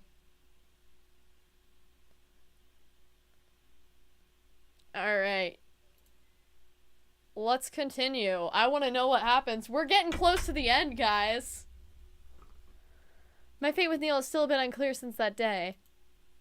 He never came out right with it, but all he did was kiss me, which I guess Neil at least has some feeling for me. Those feelings, I don't know, my own feelings are enigma to me. All I know is that I long to see him again and run my fingers through his black hair and press my lips against his. Become like a drug to me, something that I cannot get enough of. For several days, I hear nothing. Everything is unclear until I pull the trigger and text Neil first. I fiddle around with my phone and send a text Neil asking if going to dinner with his parents has paid off and if he has to work less. It takes 8 hours before I get a reply to that. No is all it says. I feel a bit cheated out with that answer. I went down this entire ordeal and Neil's office hours weren't even cut down. In the end, putting up that whole charade in front of his parents didn't even matter. Thinking about it irritates me. All that for nothing. I haven't heard anything from Angela either. I'm not sure how to initiate contact with her since we didn't really leave each other on good terms. I'm still mad about her using me like that. Maybe I can simply swing by and see if she's there to talk things through. That's what I do. I head over to Angela's apartment. I ring the doorbell, hear a lot of noises in the apartment. Well, Angela certainly seems home. You're busy. Perhaps I should have called before. The door opens and Angela's face pops up. She looks confused. Or here's Addison? I once at the smell of alcohol coming. What are you doing here? Drunk at 1 p.m. Wow, Angela! Pulls me inside the apartment. Angela's an alcoholic! We're being jerked. Shears a lot of strength. Trouble sides. Pickable apartment has magazines lying. Chairs not pushed under the table. Vases lying down on the floor. What happened here? Did someone break in? I have a bit of creative block. Angela hiccups. So that's why I need a little chaotic with my environment. Hands lifted up. This is a great choice of poison to get my creative juices flowing again. I grab the glass from her hands. I think that's enough, Angela. I can't bear to see Angela like this, completely wasted in her own home. Angela gives me an undignified look and she wobbles a bit on her feet. I wasn't finished with that, she protests weakly. I'll come back in some other time. How about you go to rest? I try to persuade her, but she was really drunk. More often do I encounter Angela drunk like this. It's getting worse. But how do you even get someone to realize they need to stop drinking so much? Angela's pulling me down on the couch with her. There's no need to leave, darling. Stay, have a drink. I'll pass. I keep the glass of wine away from her and try to stand up off the couch. Why are you in such a rush to leave? Have I done something wrong? I bite my lip. You're saying I'm not an adult? Just because I'm drunk out of my mind doesn't mean I'm not an adult. That's not what I'm saying, Angela. I say, there's plenty of things I want to say, just not now. Angela crosses the room and looks away from me. Go ahead, say it. If you want to tell me all about how irresponsible I am, I set you up to meet Neil's parents. She looks at me again, this time her eyes tearing up. I know you want to say I make horrible childish decisions, that I don't care about what other people might want, but I do care. I care so much I don't know what to do when someone I love is in pain. I can't make that pain go away with simple wish. I can only do so much. I look at her, sympathetic to her rant. Oh, baby! Oh, Angela's been trying to look out for Neil. She's just not very elegant about it. She's trying to create shortcuts to fix a problem that is much more complex than it seems. What am I supposed to do? I see him growing more miserable with each day, wasting his youth on a stuffy old hospital. I can't bear it. Is that why you're drinking here in the afternoon? I ask her, do you feel guilty about your actions? I don't want to muddy our relationship with what I've done, says Angela. I do enjoy having you around as a friend, and I enjoy having you as a friend, I say with a smile. But this still isn't the best time to talk about this. Why don't you rest up, take a nap? Angela tries once more to keep me down by gravity, except this time her coordination is much more to me. She's completely and grabs nothing but air. Her body topples forward, but I can't do anything but watches for her hands away. Oh no! Oh no, Angela, no! Angela! You're hectic, unpredictable, and chaotic. I found myself simply staring at the closed door that Angela's staying in. The hospital had to admit her for a night. Changes to see if the concussion had gotten worse. It looked worse than it really was. Angela was only unconscious for a couple of minutes, but this mostly because she was also heavily drunk. I'm fiddling with my thumb, sitting on a bench though. People passing by with Neil's in the room with Angela. He arrived about 15 minutes ago and still hasn't come out. Shaking up with everything. Angela on the floor like that was pretty terrifying. I panicked, managed to call the emergency number. Angela's notify Neil. He came as soon as she was admitted, luckily already being at the hospital. Oh no! Is she gonna, like, die or something? You never go through something like that again, I say with a sigh. It's been almost a half an hour now, and the door finally opens. Neil walks out and closes it behind him with an exasperated way. She follows the head lean on his knees. How is she? Sobered up? For the most part, she doesn't seem to be saying anything deranged besides from usual nonsense. They need her to stay the night. I know. Neil runs to answers. How did this even happen? I don't know. She was drunk when I saw her. Tried to get up from the couch, fell over, and this is the result. The only brain damage she's sustaining is with, like, godforsaken alcohol. I don't really know what to say, so I say nothing instead, gently placing a hand on Neil's back. I can feel him tense up at my sudden touch, but then he sighs once more and relaxes a bit. Except for me. How can you save someone from themselves? I lower my eyes and stare at the floor. I'm not quite sure how to answer that. I don't know how to help Angela kick off her back. Oh, man, this game is way more serious than I ever thought it would be. Yes, she can say hi to Grandmama. She can say hi to Grandmama. She's gonna go meet Grandmama. She'd probably laugh at any attempts to hide her bottle of wine, but it seems her alcoholism is also fueled by her inability, who she feels she's protective of. So we have to get married to save Angela. You don't, I say hesitantly. They have to help themselves. People are stubborn like that. I give him a knowing look, like someone I know. Neil brushes off my hand and gives me an undignified look, but then continues to brood in silence. When did she start drinking so much? I can't even remember. It's been like this for a long time. She's always drinking as much as she can at parties. However, it wasn't until actually her graduation that I started encouraging her to get encounter. Oh, I thought it said encouraging her to get more drunk, but I was like, oh no, Neil. Encountering her drunk more often. I don't know why. Stress, grief from her father. Oh, she lost her father's with Grandmama. Didn't know her father's deceased. Neil leans back in his chair. So daddy issues. It was a long time ago, he says softly. I think Angela turning alcohol to a crutch more to do with Neil than her deceased father, though at least her at the moment it does. Well, I think Angela... Angela's bad habit of getting herself drunk might also have something to do with you, I admit. Neil raised his eyebrows at me before lowering them again. What's that supposed to mean? She's worried about you. Even this entire scheme she cooked up with us being engaged, it was all the place so you would have more time off work. So deeply, I'm beginning to understand Angela a little more, despite disapproving of her alcohol habits. She has her own demons she's fighting. Everybody does. I think that she's frustrated with seeing you like this. So she drinks more than necessary. A long silence stretches out, and I watch as the doctors and nurses pass by with an unfocused gaze. I look back at Neil next to me, and she has such a painful expression on his face, like she's bottling everything up.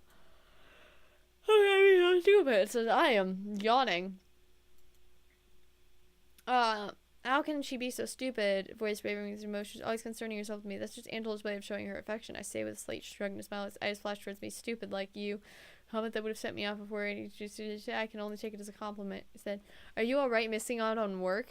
Neil was already in the hospital when it happened, so he was here on the scene pretty quick. At a certain point, they'll notice I'm gone. I'll have another annoying secretary looking for me. I can hide you, I say. Neil snorts. How? I can put a bag over your head. A short burst of laughter comes out of Neil. He then folds his arms and shakes his head at me. A slight smile. Look at that happy baby face. Oh, I want to pinch its cheeks. The thick neck. That'd be a perfect That'd be a perfect neck to strangle. Makes me happy to get him to relax a little bit. I think they would notice such an obvious sham. Happy that he's at least entertaining, but goodness gracious, I'm yawning a lot. Oh, I am very tired apparently.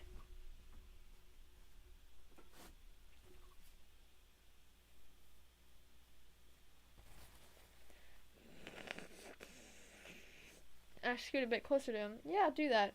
That's a great idea. Look at that smile! Look at how smug he looks. Oh. I can print out someone else's photo and stick it onto the back so no one can recognize you. You'll fool them all pretending to be someone else.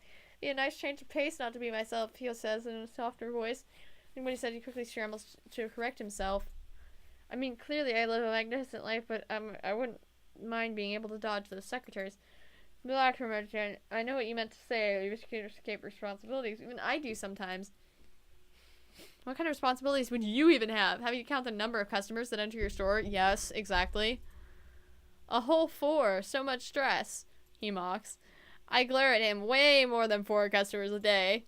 Angela doesn't count, he points out. She's a legit customer. So you're agreeing that you only get 4 customers a day. What? No, I'm not. Don't twist my words around. If you're only getting 4 customers a day, then you should market yourself better. Spend some money on advertising. Make seasonal clothing. Give discounts to returning customers. For God's sake, get a business.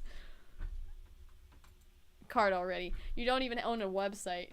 I feel my cheeks starting to blush. Neil's right. I haven't done most of those things. With Sarah, I've done a few photo shoots. I've handed the pictures out as flyers, but that's all I've really done. The only thing for advertising I've really done. I've kept putting it off to make my own website that was eventually procrastinating, but the pride inside of me refuses to admit that Neil's right.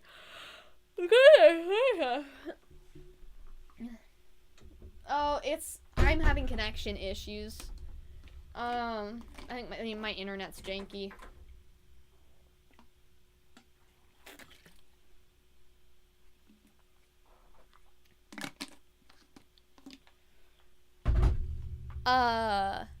How would you even know? I don't have a website, I mutter. Obviously, I had to find out who exactly was making my blazer. I checked every single combinations of words I could think of, but it got no hits on the search engine. The most I could find was your company listed in the local business registry. Nothing else. No social media or pictures of you.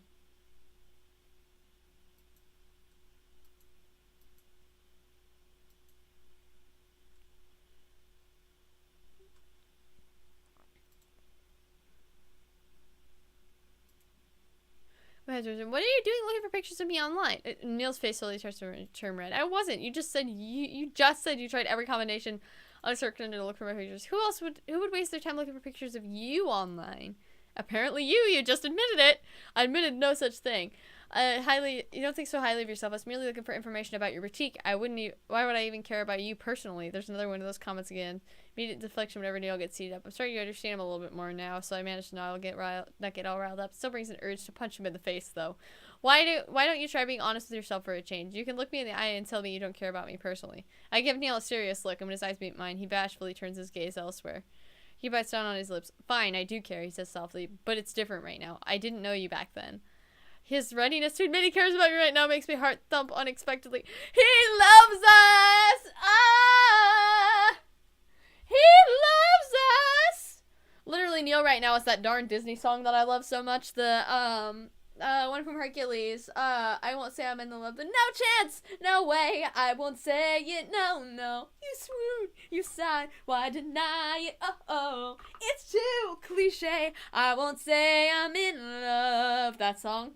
That's Neil right now. That is literally Neil right now. I want to remember this moment. So I lean my head against his shoulder and take out my cell phone. I hold it out in front of it and take it. Yay! Take a picture! Smile, I say. Huh?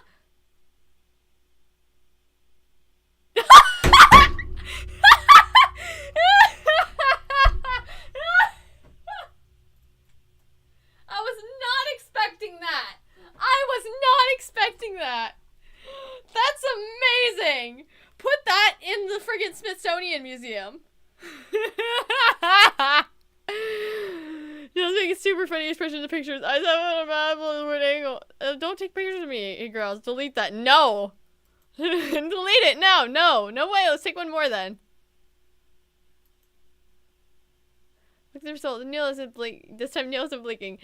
No, the picture, blah, blah, blah, blah, blah, blah, blah, blah, blah, blah, blah, blah, blah. You had your fun, now delete them. I quickly uploaded it to my social media. Yeah! Let's go, girl! Did you just upload that picture? Yes, I'm letting everybody know that you're taken. You said you couldn't find any pictures of me online. Now there's at least one. And secretly, I also did it because I sort of wanted a picture of us together. Why do I have to be there too? He says in an irritated tone. And why that one? Because I start. It's fun teasing you. Neil frowns at me, probably surprised I even admitted such a thing. I simply shrug at him with a smile. He looks away with a cough. Didn't know you could have fun around me, he murmurs. I'm just about to reply to that until a man comes walking out, seemingly looking for Neil. Neil! He yells. Neil suddenly is up on his feet, his eyes wide and his back straight. Father, he says in an uncharacteristic stutter. Oh no, it's Neil's father. I feel awkward in his presence. Does he know I'm not really Neil's fiance? Why did you skip out on the meeting with Harrison? He's been angry and complaining nonstop. You better explain to me, boy. Marcus tucks to Neil as he's dealing with a 4-year-old misbehaving. I will hit you! I will commit assault again, sir. Don't try me. I did it once. I will do it again. Laying his head down and seems unable to look his father in the eye. Angela, that troublemaker again. How many times are you going to use her as an excuse? You know, up to your responsibilities. You'll never be fit for this kind of work otherwise. I frown at Marcus. Angela's in the room right in front of him. Neil only came because he was worried. He's not even listening to Neil's reasoning for abandoning his post. Our family emergency is not a valid excuse. Does he not even care about his relative is in the hospital? Apologies, father. I'll return straight away. So Neil is compliant and defeated for. Where did all his bite and spunk go? I will commit assault. I will commit arson. This will be the last time that I'll see you skip out. I'll do it again and I won't hesitate to cut you off. Don't threaten him with a good time. So Neil wouldn't have to work so much. What was the point of doing it in the first place if he's still going to keep Neil on such a tight leash? I'm sitting here, listening to Neil's father berating him like this. I'm afraid. I know it's not my place to say anything, but boy, do I want to. Neil finally turns to but his eyes aren't meaning. He feels like, I have work. Thanks for taking care of Angela. Have a nice day. Together with his father, Neil walks away from me. Man, his dad is an ass. I really want to throat punch him.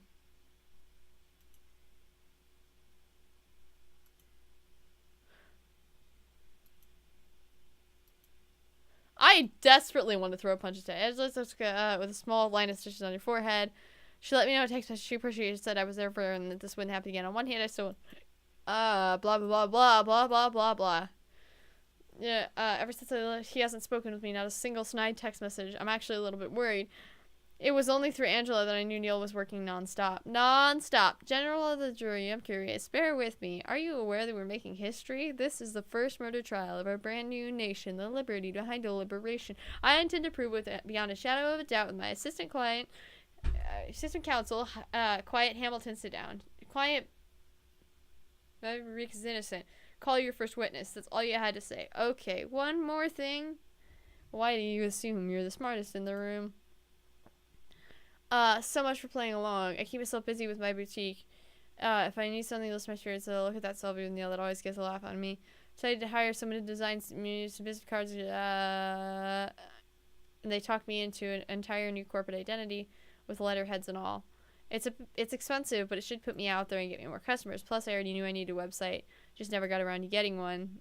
It's not because of Neil or anything. Oh, maybe it's a little bit because of Neil, but I don't want to tell him that, jerk. I'm so engrossed with my own thoughts that I don't notice someone entering the store. Good morning, Addison. It's Evelyn, Neil's mother. My mouth drops open. I did not expound. Wow, does she like us? Good morning. I managed to stay. I feel my heart rate speed up, but nervous standing in front of her. What if she knows? Does she know? I don't know. Why is she here? I got an address from Angela. I said to visit your quaint little shop. Evelyn looks around as she says this. I'm getting flashbacks to the time Neil giving the exact same commentary. Oh, well, I'm just here, tending the register, I say with a small and nervous laugh. It's a slow day. I see. I feel like she's judging the hell out of my boutique, but I like to assume she has enough class not to waste into negative thoughts. She doesn't seem to be like Neil's father in the sense that she still continues to be polite. Evelyn starts walking around looking at the clothing showcase on the mansion. Her ambitions are out to she's so elegant in my store and sort of out of place. I don't really get rich customers. Angela was the exception, but Angela dresses like she has a party to go to. Nothing like Evelyn, who looks like she could be the queen of a country. Are you planning on making your own wedding dress? Evelyn asks. Stumped at the question, I simply looked down at my counter to think. Yes, of course, I've dreamed of making my own wedding dress. Never did I imagine I'd be fake engaged and would make it for the fake wedding. Oh God, please don't ever let it get this far. Yes, I decided to answer. Calm down. It's not like this wedding is happening for real. I've always wanted to make my own wedding dress. I got married in my grandma's wedding dress. She says vintage, certainly, but after looking at these pictures from a couple of diffs, I regret not wearing one of my own taste. A lot of women used to do that. I say it was pretty common for those days. Do you not like your wedding pictures? Evelyn laughs. They're best buried beneath a thick layer of dust. I absolutely love them. No, I don't need a reminder that I've been married to Marcus for who knows how many years. Well, it sounds like she hates being married to him, and I can totally see why, if his interactions with Neil is any indication of how he treats others. But this is not any of my business. Did you marry young? I decided to ask. We were high school sweethearts. We married soon after graduation. That's a long time. I guess they were each other's first? Yeah. Yeah, that's probably a smart... I was like, oh dear, I don't think I've asked how old you are yet. I'm 23. Oh, we're 23. Turning 24 soon. To be young again, Evelyn says wistfully. I had my doubts Neil would ever find a suitable partner to marry. I fiddle with my thumbs. It's not like I'm really getting married to Neil. This conversation is definitely awkward. Yeah, no, we are. We are. It was only going to be for one night. It wasn't supposed to continue. Pretty new Neil's fiance thing. Why is that? Does he scare people off with his sharp tongue of his? Are we gonna get to make our wedding dress? Are we gonna get to make our wedding dress? Ooh! Ooh! I'm hoping. I'm hoping. Ooh. I can definitely see Neil chase away potential romantic interest with that massive his. Sure, he looks handsome. I started fantasizing about Neil in front of his mother. More or less, Neil's a lovely young man. He takes care of his family, but he can be a bit awkward around women his age. Yeah, it's never gone well. Every girl I introduce, if she'd run away with tears in her eyes, sometimes I think he does it on purpose to spite me. I'm trying to imagine Neil going on a blind date with a girl, saying something insulting, and her running out on their date. Sounds really funny, to be honest. It does. It sounds hilarious. Poor girl, though. So you're saying Neil has no experience with girls? I asked, trying to squash the smirk on my face. I think he has plenty of experience scaring them, Evelyn sighs. I tried to teach him proper manners, but he gets too easily flustered. I snort. I can only imagine the number of girls she's scared off, but this is comedy gold. Neil, with all the smooth talk and insults, gets flustered around girls. That's why I'm so happy to see the two of you getting along. I snap my mouth shut. Me and Neil getting along? In what universe? You do get along! Say no wedding date yet? What? I blank. What am I supposed to say now? We haven't really decided on anything yet. I start to break out into cold sweat. That's alright, my dear. Planning a wedding takes a lot of time and effort. I want you to know that Marcus and me will fully cover the expenses to your wedding, so please involve me in your planning. I will, mother-in-law! You sound like an amazing mother-in-law. For the second time that day, my mouth drops open. I almost forgot Neil's supposed to be rich. The way they're just waving their money around like nothing is still so absolutely foreign to me. I mean, earlier today I was haggling down the price of my new website with a designer to save a few pennies. And here's Evelyn. She's saying she'll fully color our wedding like it's pocket change. Rich people live in different worlds. They do. I know a lot of rich people, and they do, like, live like this. It's frustrating. Right, yes, I will do that. We stare at each other, having nothing else to say. It's awkward. Then I suddenly remember I was doing this whole stupid thing to get Neil's hours cut down, especially now that I haven't even seen Neil in a while. By the way, I'd love to have Neil around more. I cringe as I say this. So is it possible for his hours to get cut down at work? He seems a bit exhausted. I will try, but it's Marcus that has the final say, although I'm fairly sure he'll comply once I tell him you're busy planning a wedding. But I'm not... Evelyn looks down at her golden watch and smiles at me. Sorry, Addison, I'm afraid I have to cut our time short. I have to leave for a lunch date. Oh, okay, I say, feeling a bit silenced there. Evelyn really wants a wedding to happen. Enjoy your lunch date, ma'am. Have a nice day, dear. Evelyn gives me a little wave of her hand and then leaves the store. Let out an exasperated sigh. Who knew talking to your fake mother-in-law would be so stressful? I quickly take out my cell phone and text Neil a message. You owe me, big time. Your mother dropped by my store and wanted to talk about wedding plans. What did you say? I said we were getting married.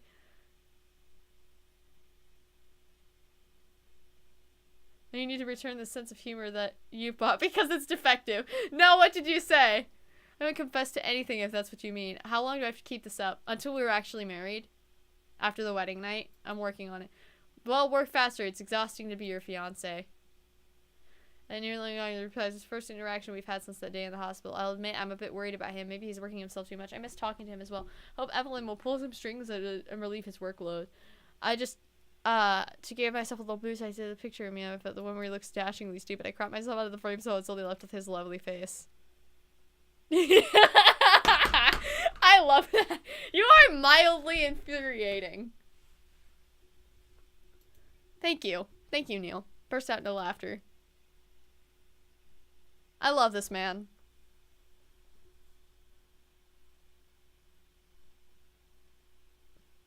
$23. So we have... Oh, an important client. Are we going to have to design our own wedding dress?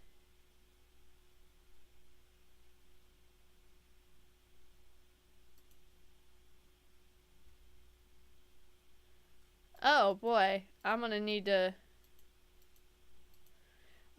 do some designs real quick because I am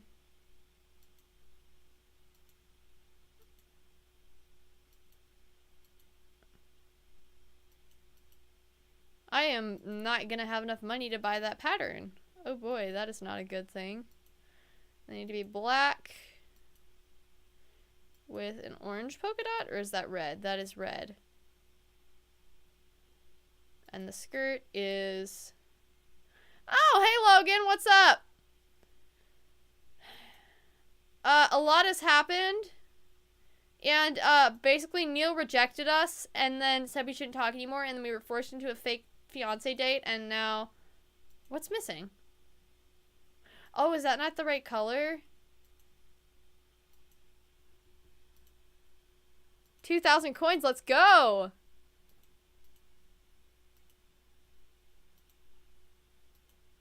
I hope we get to design our own wedding dress for the fake wedding. I want to make it. We're gonna marry Neil, I swear to God. Mark my words.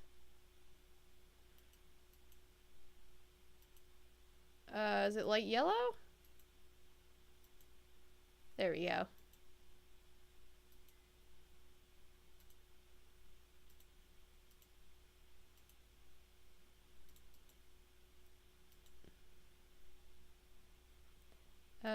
That color. I need the light pink. Where's the light pink? And then gray dot. Alright, let's go get that pattern real quick. Alright.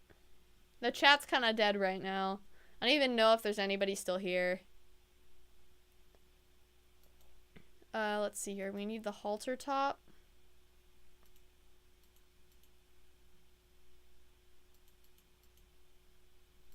Is it that first one? This one that we need?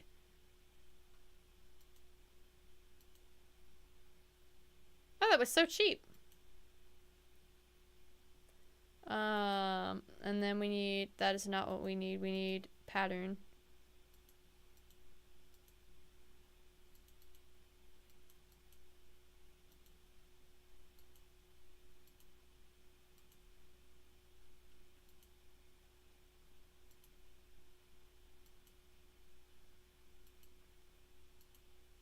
Where is the pattern?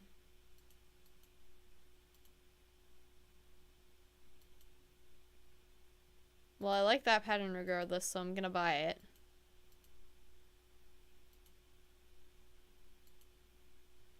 But I do not... Is that the pattern? Or is that the pattern? Could that be the pattern? Or wait, no. Is this the pattern?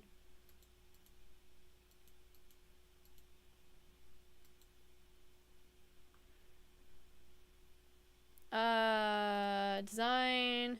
Clients. That was the pattern. Okay.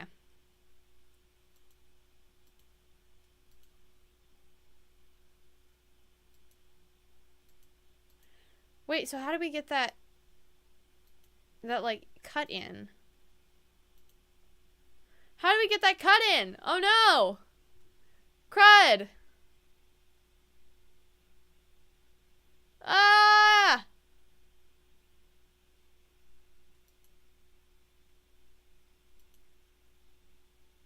Is that it? That's it right there, halter top.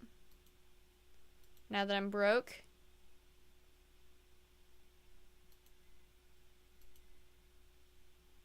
Except for, does it have a collar? Is that...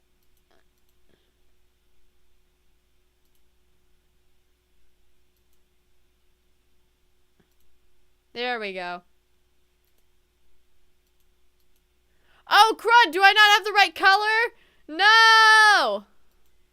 No! I thought I had all the colors that I needed! No!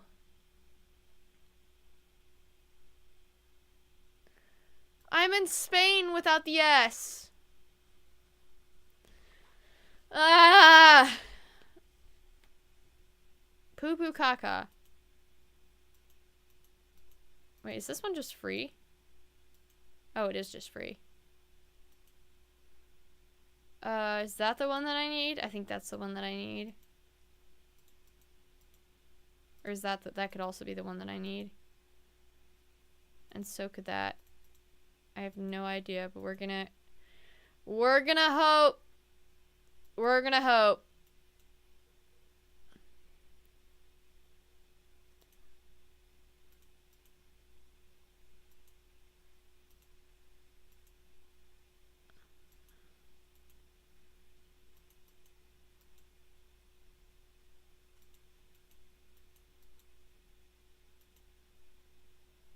And then the pattern is this pattern, and it's what color?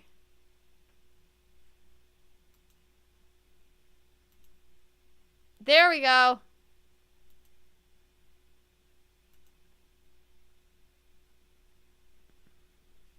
We did it. Let us continue. Later, I'm standing in front of Angela's apartment. Earlier today, she called me to ask something important to discuss. Dress up nicely, as usual. I wonder what the hell she's doing. Angela opens up. A small red line in the place where she hid her forehead. She seemed to be removed lightly. Addison, Angela says, surely hurry up inside. I want to take the lasagna out of the oven. She cooks? She cleans? Good lord. She's an artist? So Angela ran off towards the kitchen. Evening. Hey, Neil. Hello! I replied, it's a bit weird to be here again on this couch. Split her head open. Then go through that again. I flipped with the pillows of the couch out of a nervous habit. After the initial greeting, neither does say anything in silence. It feels awkward to be around him again. I don't know why. Start playing with the fabric of my dress. I have nothing else to do.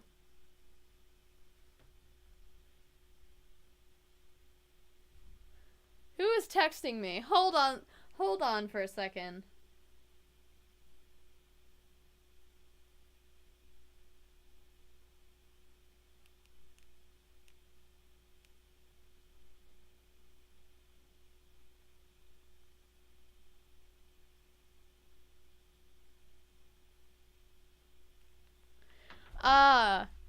Like the fabric of my dress, blah blah blah. Do you always dress up when you come here? I feel overdressed and a bit embarrassed now. Angela always insists on it. You look nice. Oh, thank you. You too. Stupid compliment. Neil doesn't look any different from before. Still, I'm happy to see him again. Neil fixes his tie with the half. If you're going to take pictures, I'd like to be warned beforehand. I raise my eyebrows. Okay. Do you want to take some pictures together? No, I'm perfectly fine without them. He crosses his arms and looks away. I mean, if you want to take another one while I'm here fully prepared, then I wouldn't mind. Here I am. Come sit at the table. Dinner is served. Damn, I wanted to know what Neil was going to say about taking pictures. Does he want some of us together? The thought makes me feel fluttery. Sit at the table and wait patiently as Angela throws a heap of lasagna on my plate. She does the same for Neil and herself as well. We're all seated. We start to eat. It's surprisingly good. It's great, right? It's my secret recipe that I learned while I was in Italy. Says Angela. I love lasagna. So looks at you. Oh, hush, don't spoil my fun. It's lovely either way, I say. By the way, how's your head? I'm doing just fine. I removed the stitches a couple of days ago, actually. It might leave a small scar, but I've been using this lovely cocoa buttercream to reduce the redness. Hopefully it'll work out. I hope so, too. I silently wish Angela would stop drinking. We eat in further silence until Angela speaks up again. I'm glad you could make it for dinner, Neil. I figured you were too busy at the hospital. As it is, my hours have been cut down this week. Neil's eyes darted at me. Regardless, what's the important news you had to share? Ah, yes, I want both of you to know that I've taken some time to reflect on my actions. And, firstly, Addison, I want to apologize for roping you into my little scheme with Neil. I know that I had the best intentions. I'll let Evelyn and Marcus know what I did, so you don't need to pretend to be Neil's fiance anymore. After Evelyn visited me at the boutique, it's even more awkward to come out with the truth now. I almost want Angela to tell her that we broke off the engagement or something. Or not that we were fooling them all along. I mean, she came to my store and everything. I talked about wedding dresses. It's about time. I couldn't keep this up anymore. Mother's been hounding me with questions about the fiance I never had. And came to my store, I pointed out. I had to give you her address. She practically begged me for it. I'm sorry, my love, says Angela. I hope it wasn't too awkward. Nothing much. We only talked about my future wedding with Neil. There won't be a wedding, snaps Neil, looking a little embarrassed. Yes, there will. Fight me. As I recall, your mother offered to pay for the entire wedding. I could take her up on that offer and simply have one hell of a wedding party and dump you at the altar. Seems like a fun way to spend the day on someone else's expense. Maybe on one of those really big castle estates. I'm not going to let you have your fake fairy tale wedding just so you can leave me at the altar, grumbles Neil. No one in their right mind would leave me at the altar. I'm way too much of a catch. I laugh. Your mother told me this funny little story, how you chased every single girl she's introduced you to. Chased away every single girl she's introduced you to. They're running away in tears. I lean closer and point my fork at the devilish smile. His Majesty can't even find a queen. Neil, probably for months of his life, looks like he's at a loss for words. He steals in an open mouth, cheeks flushed with blood. He doesn't know how to respond because he knows it's true. And oh my god, he looks adorable when he's all embarrassed. It's payback for all the times he's been mean to me before. I'm sorry, but I have to cut in here. His Majesty, jokes Angela. It's my turn to blush. It's a nickname for Neil. It sounds a lot sillier when I say it out louder like this. Angela looks at us with a big knowing smile on her face. So we're down to nicknames now, are we? Much as I like teasing Neil and making him blush, it seems to backfire me. Now Angela's taking the opportunity to tease us both. Enough about this. What were you trying to say, Angela? Right. Angela puts her fork down. Alright, after last week, I couldn't remember anything. I raised my eyebrows. This is new to me. Suffer from amnesia. Honestly, darling, I didn't even know you were there. I can't recall anything odd happening to me that day. I can't remember drinking my 3rd bottle of wine. After that, it's all blank. There's a missing piece in my memory. I had to explain to her what happened. Neil points out that you got an ambulance and went with her to the hospital. Oh, I had no idea that Angela didn't remember. Once I got back home, trying as hard as I could remember, I saw the little spot of blood near my couch. It was mine, but I didn't recognize it at all. Pretty glad I didn't bleed all over my carpet. Haha. I gave her a wry smile, the dark humor bothering me a little. You definitely scared me there, I say. I've been blackout drunk before. This is the first time it unnerved me so much I couldn't remember what happened. Angela takes a deep breath, looking serious. So I did some reflecting, and I've decided, she pauses, looking at me and Bill's curious what we have to say. Exactly what she said. I decided to take some time off life. I'm checking myself into rehab. What? We both say it's right. Angela! Angela, you did it! Yes! Angela! Angela! Yes! She's taking personal responsibility! We love it, Angela!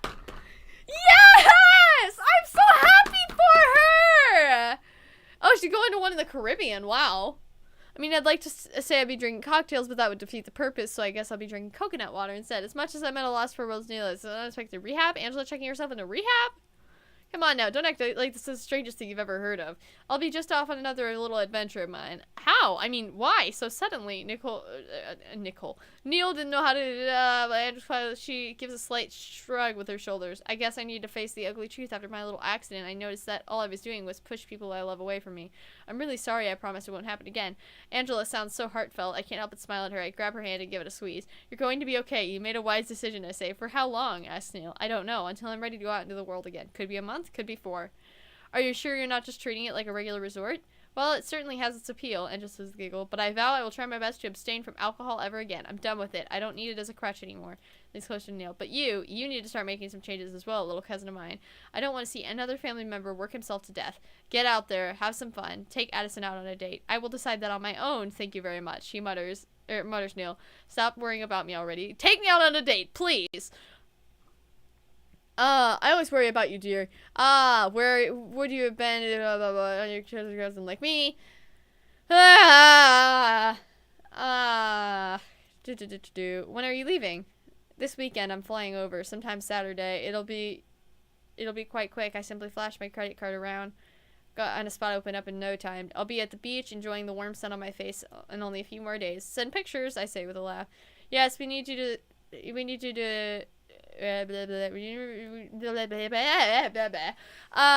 need to see you remember to cover up at the beach, says Neil. You're such a doll. You know nude beaches are a thing, right? Yeah, they are. I've seen one. I've technically been to one. I wasn't nude. It was on the opposite side of the island, but I have been to a nude beach before. I mean, I didn't. We went on this. It was on like a beach on this island, and there was the non-nude side. But on the ferry, we went past the nude side. We saw a lot of things hanging out. It was in Europe. When we went for the Croatia tour. Hey, Peyton. I think that's Peyton.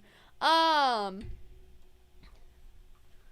drinking alcohol. Yes, Angela. Angela.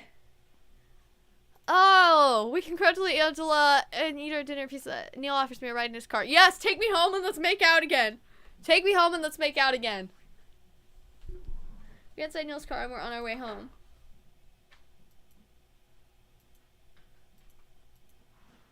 Can't believe Angela is going to rehab for her alcohol. Angela!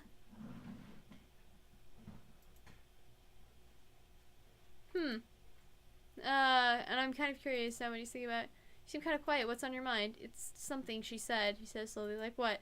She told me not to work, but that's what I was gonna say. I bet he's thinking about how she doesn't want another family member to work herself to death, because I'm betting that's how her dad died. and she sees her dad in Neil, and she feels like she needs to protect him from the same fate. I'm betting that's the case. Her father died. He died pretty young. Heart attack. It was sudden and quick. That actually runs in my family. That runs in my family. I entirely understand Angela's. Neil takes a deep breath. Angela would tell me how he'd be working too much, how she never saw him anymore. During college, they barely had any sort of contact. My family would often say he worked himself to death. I keep quiet, registering what he said. And Angela's father worked too much. I could see why she would be worried about Neil doing the same thing, and why she'd be so overprotective of him. See? I called it! I'm too good at this. I see. I guess that's why she came up with that ridiculous idea to please your parents and let you off the hook. Yes, it makes it understandable, but not excusable.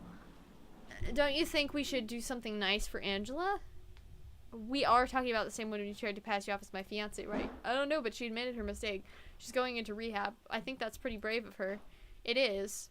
I definitely think we should do something for her before she leaves. We won't see her for who knows how many months. So how about a nice going away present? Neil takes his time answering. I guess I don't see the harm in that. I didn't even read what that says.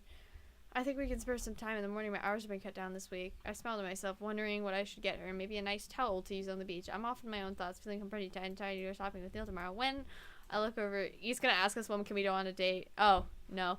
You told her something, didn't you? That depends on what you mean by something. I can only imagine the fake praise you've given me, Neil says with a glare, but that's not what I was referring to. Then pray tell, what are you referring to? Neil looks bashful all of a sudden, which is an odd change of pace. If it weren't for that, I wouldn't have had the time to take these to the mall tomorrow. Oh, baby! Huh, what do you mean? Weren't for exactly. What do you mean weren't for exact? For what? Weren't for what exactly? I wasn't reading that right. Oh, he's talking about me asking Evelyn if she could lower Neil's workload. That, right, yeah, I figured I might as well turn an awkward situation into something useful. Neil flashes a light smile. I thank you for that. And just like that, I'm blushing again. Blah, blah, blah, blah. First, he says, I look nice without any sort of prompt. Now he's giving me this cute smile and thanking me, showing me all these sides of him. Where'd the mean and pompous Neil go? Glance over at Neil, who went back to looking at the road. I can see we're almost by my house. So, I say, trying to fill up the silence, what time tomorrow? Will your store be okay if it's closed tomorrow? He asked instead.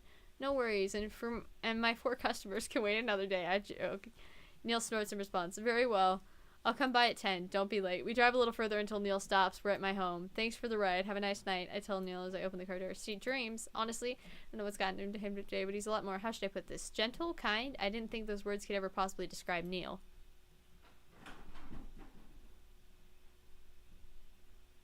Step outside and close the door. I feel Neil's eyes on me as I walk towards the front door. When I reach for my keys, I realize I don't have my purse with me. Frantically, I turn around and see that Neil's rolled down the car window holding out my purse for me. You forgot this, he says. Give him a goodnight kiss. I make the car seat, just turning his body to the passenger seat to be able to hand me my purse. I reach for the purse, feeling my fingertips touch the fabric.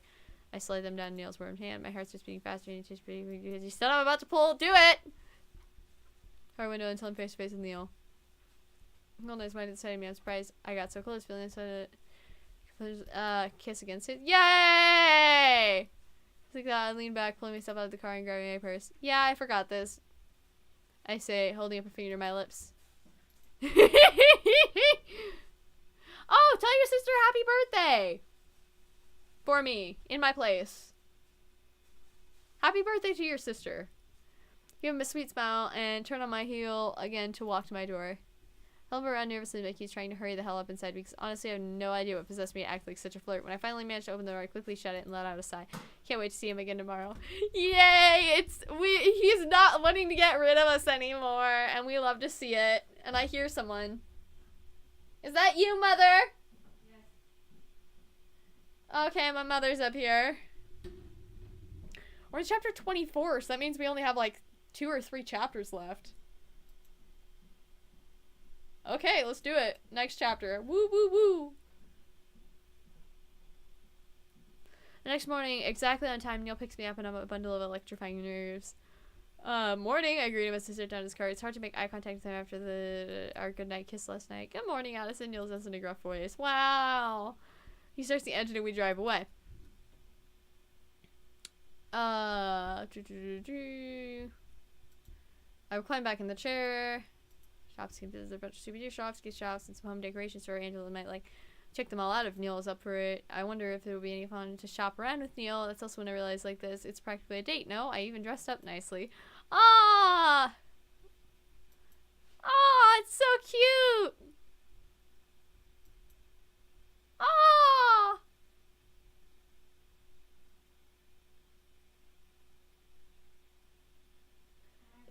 You want me to sing happy birthday to your sister? And you're getting flustered and makes him more irritated and likely do something rude again. Blah blah blah blah blah. That side he's only recently been showing to me. A side I don't quite dislike, so to keep the peace for now I keep my mouth shut. Wow. Get them all together. I've been here a few times with Sarah, so I know the area a little bit, and if I recall correctly, there should be a small gift shop somewhere near the end. So I'm busy on the morning on a weekday, so me and Neil can take it easy. Alright. My replay is lagging. I just realized that, because I'm like, how is it that far yet? But no, it's caught up. It just lags. I don't know. What's your sister's name? Or a name I can use for your sister? Typical bug. Holding it. I glanced to my side and Neil was walking a fair distance between me and him, like there's an invisible force field around us. Do I smell awful or something? There's no reason to keep me at arm's length. The noise next to take. I close the distance a bit. Do you have anything in mind, or do you just want to wander around aimlessly? Asks Neil as he turns to me. What's wrong with wandering around aimlessly? I ask innocently. Neil scratches up his nose and shoves his hand in his pockets. I don't have that luxury. I do still need to go to work today. I can't afford to take the entire day off. Oh, he doesn't have the whole day? I'm a bit bummed that we can't spend a lot of time together. Alright, how about we try some of the gift shops around here? There's bound to be a nice gift we can give Angela. Suddenly I smell something amazing. There's a food stall around here somewhere that's selling freshly made waffles! Wow! I like waffles. Hey, where are you going so fast? Stomach starts to grumble as I come across the small food cart. There's a bunch of Belgian waffles on display. Some are fresh ones being prepared. There's chocolate-covered ones, whipped cream ones, with the strawberries. Take a deep breath. The smell is mouth-watering. My stomach agrees with me and growls again. You are hungry? Neil claims. Gee, what gave it away? I say with a roll of my eyes. Want some too? Neil looks over the display and shakes his head in an affirmative no. I will pass on this pastry.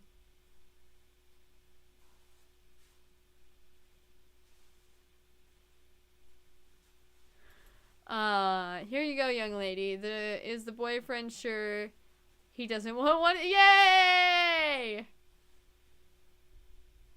Immediately take a bite. The yummy caramelized sugar crystals mix with the cream and melt away in my mouth. I sigh in pleasure. This is to die for.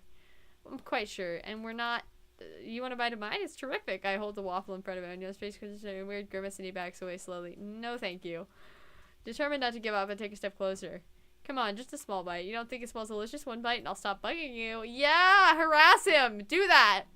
Do that! Harass him. That's a good idea. He's still looking up at me suspiciously. I simply give him my best smile and wait. It seems to just work because Neil slumps his shoulders into feet and says, one bite, then, he says. Neil's closer to me, eyes flutter closed, his lips parted, burst off a tiny piece from my waffle. Full nuts open, the looking straight at me as he pulls back. Entire scene makes me feel a little bit bashful, blah, blah, blah, blah, blah. What does the boyfriend think? I have a lot of different flavors available, says Amanda again. I feel myself blush a little bit with the second boyfriend comment. Look down at my shoes.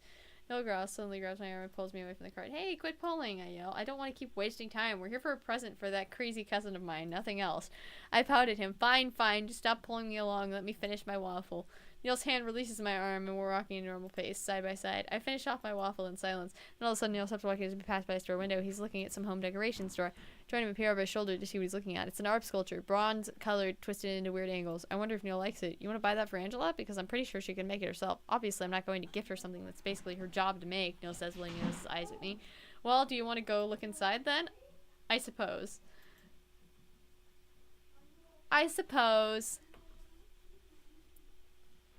We walk inside the store. Wow, such a groundbreaking statement. It's full of little arts and crafts items lighting the walls, blah, blah, blah. It's all pretty feminine and kind of cute, which is why Neil stands out like a sore thumb in this store. Poor Neil. There are only other women around at the moment. I can't imagine guys would visit the store on the Neil, but Neil doesn't seem to notice. He browses the shelves on his own, looking around without a care. He picks up a vintage candle holder and inspects it carefully. I guess I should look around for something as well. I wonder if this is even Angela's style, since she seems more streamlined and modern, not so romantic. Maybe Neil likes this kind of style. I pick up a small porcelain plate covered in cherry blossoms. It's cute, but I don't think Angela would like this. I put it back down and walk.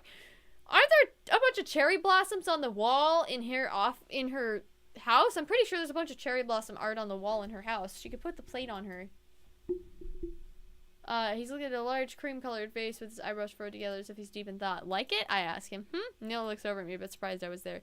You like this kind of style? Oh, he shakes his head. Not particularly, no. Then why are you looking at it like you want to buy it? I tell him. Neil trails his fingertips across the shell of the vase, feeling the texture. I'm interested in the way it was made, he says. It seems almost everything in here was handmade with care.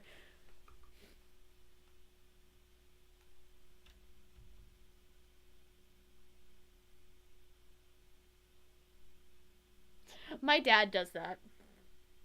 And inadvertently, I do that too.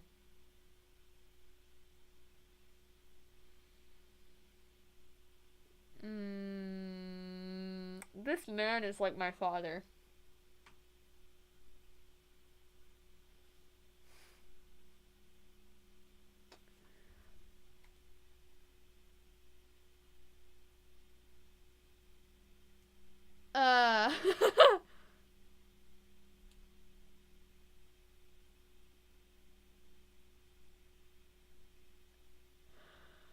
Oh, gosh. Yeah, I'm starting to realize some things. It seems almost everything in here is handmade with care. Look around, you notice a lot of items that don't have duplicates. If there are more than one, they look slightly off. They all seem to be unique. I hadn't really paid any attention to that, but I guess Neil does. Yeah. For a second there, I thought you were totally into heart-shaped things, I say with a giggle. Neil simply looks at me like I'm nothing but a nuisance. Anyway, weren't you the one who said you didn't want to waste time? Let's go look for something for Angela. Got a little distracted, Neil admits with a shy look. Let's keep looking. I think we should get her a towel. I say, since she's going to the Caribbean. The Caribbean. Why do I always say Caribbean? It's Caribbean. I guess they're technically the same, but, what makes you think she doesn't have an expensive collection of towels laying around already, says Neil. I don't care. Let's give her one with some funny text on it or something. I'm sure she doesn't have that. Neil grumbles under his breath. And, just says recovering alcoholic real big on it. What if this plot twist, what if this boutique is the setting for another dating sim by the same company? Happy Homemakers. I'd play it. Pick up a white coffee cup that says Queen in fancy font. I pick up another one that says King. And the third one I pick up, I laugh out loud. Neil, look! I tell him, I show the couple of building. What is it? He says, he turns to look at me. It's for them, and then Angela, and it just says recovering alcoholic. I show the cup to his face. Look, it says Your Majesty, like they made it specifically for you! Ah! In fact, he looks like he could start shooting laser beams from his eyes right now. I give him a sheepish smile. Neil? There's someone behind us. They called it to Neil. Eyes wide in surprise. Oh crap! Neil turns around to see the face.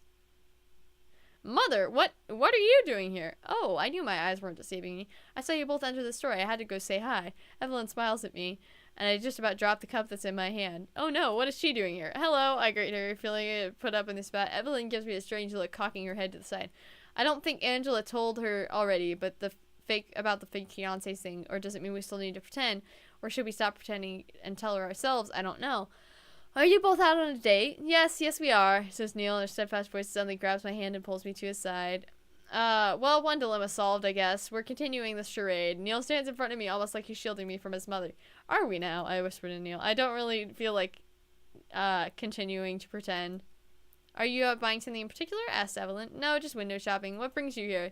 Evelyn laughs. Sometimes I do enjoy going to the mall as well. There's no harm in doing a little shopping on my own. Neil gives her a forced smile. I see, and then tugs on my hand to get me to turn around. Addison and I will continue on our date now. Give my regards to Father. That I will. You two enjoy your date, you little lovebirds. I like his mom. Neil gives a curt nod, speeds out of the store, dragging me behind. He doesn't stop walking in a fast pace until we're around the corner of Evil Stand Relief. Neil, you're kind of hurting me. You're squeezing my hand real hard just now. It's starting to feel sweaty. Probably let's go and backs away from me. Angela hasn't told her yet, says Neil. I can't do it to myself. Angela has to be the one to tell her. I know, it would just be awkward. Not only that, but already having to tell your mother you lied straight to her face. I don't think she'd speak to you in a while. You know my worth? Oh, now I have a craving for waffles. Goodness gracious. I mean to rain down her wrath on me either way. I feel bad for Neil. It wasn't like he had much of a choice. Then again, he did ask me to continue to pretend, so it's not like like he's completely innocent. I guess he gets what's coming to him. Then I wonder what his mother would do. Cut contact? No, I don't think so. What kind of wrath would that be? I asked curiously. Neil slumps against the wall. Arranged marriage dates. There's a look of disgust on his gracing face, like he's been through this a bunch of times. I snort and then quickly shut up again. Didn't you already do those kinds of dates? You know, your mother said you made them cry. I didn't make them cry, he yells defensively. They decided on their own to get offended. I can imagine it all too well, the things that you must have said to those poor girls. Neil steps in close to me, his bother looming over me on his go like a fire. I stare back at him too, challenging his stare. Tell me, Addison, what are the kinds of things I must have said? He growls at me. Oh, I don't know. Telling them how you should stop seeing each other? I glare at him. Neil bites on his lip, matching my glare. I don't recall seeing you in tears, he sneers. She'd step on his watch! Probably because I'm used to you being an asshole, I brush it off. It's kind of problematic. Yeah, he could say we broke up. I am not, and because I know it's not the truth, I add. Probably. Neil gives me a sideways glance, trying to figure out what a response to that. He's thrown into a tizzy with my words, and I kind of like it. Then he looks away once more.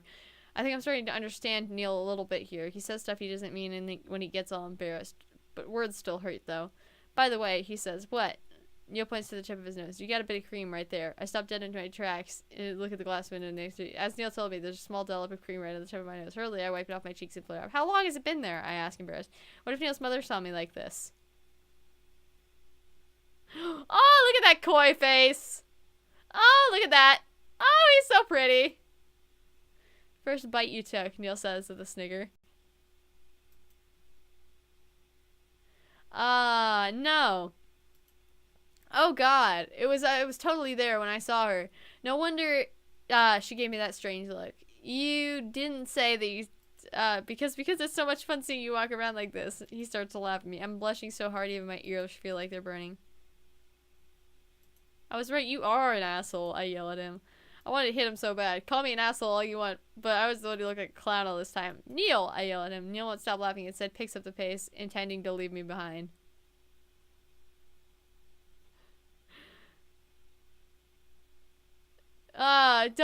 Don't you run from me. I start to chase after him. We spent the next last hour together, carefree and joking around until we went to buy a towel for Angela, and Neil has to go to work.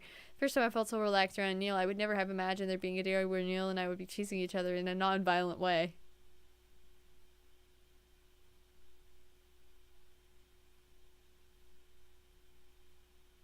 Chapter 25. We're like one chapter away from the end of this. Allegedly. Alright, let's do it.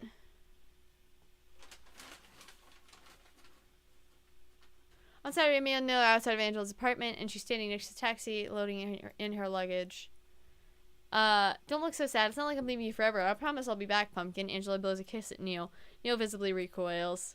It's not that. I'm more worried about the people you might drag into your schemes. Schemes? What schemes? I'm leaving it all behind me. Angela gives her widest and brightest smile.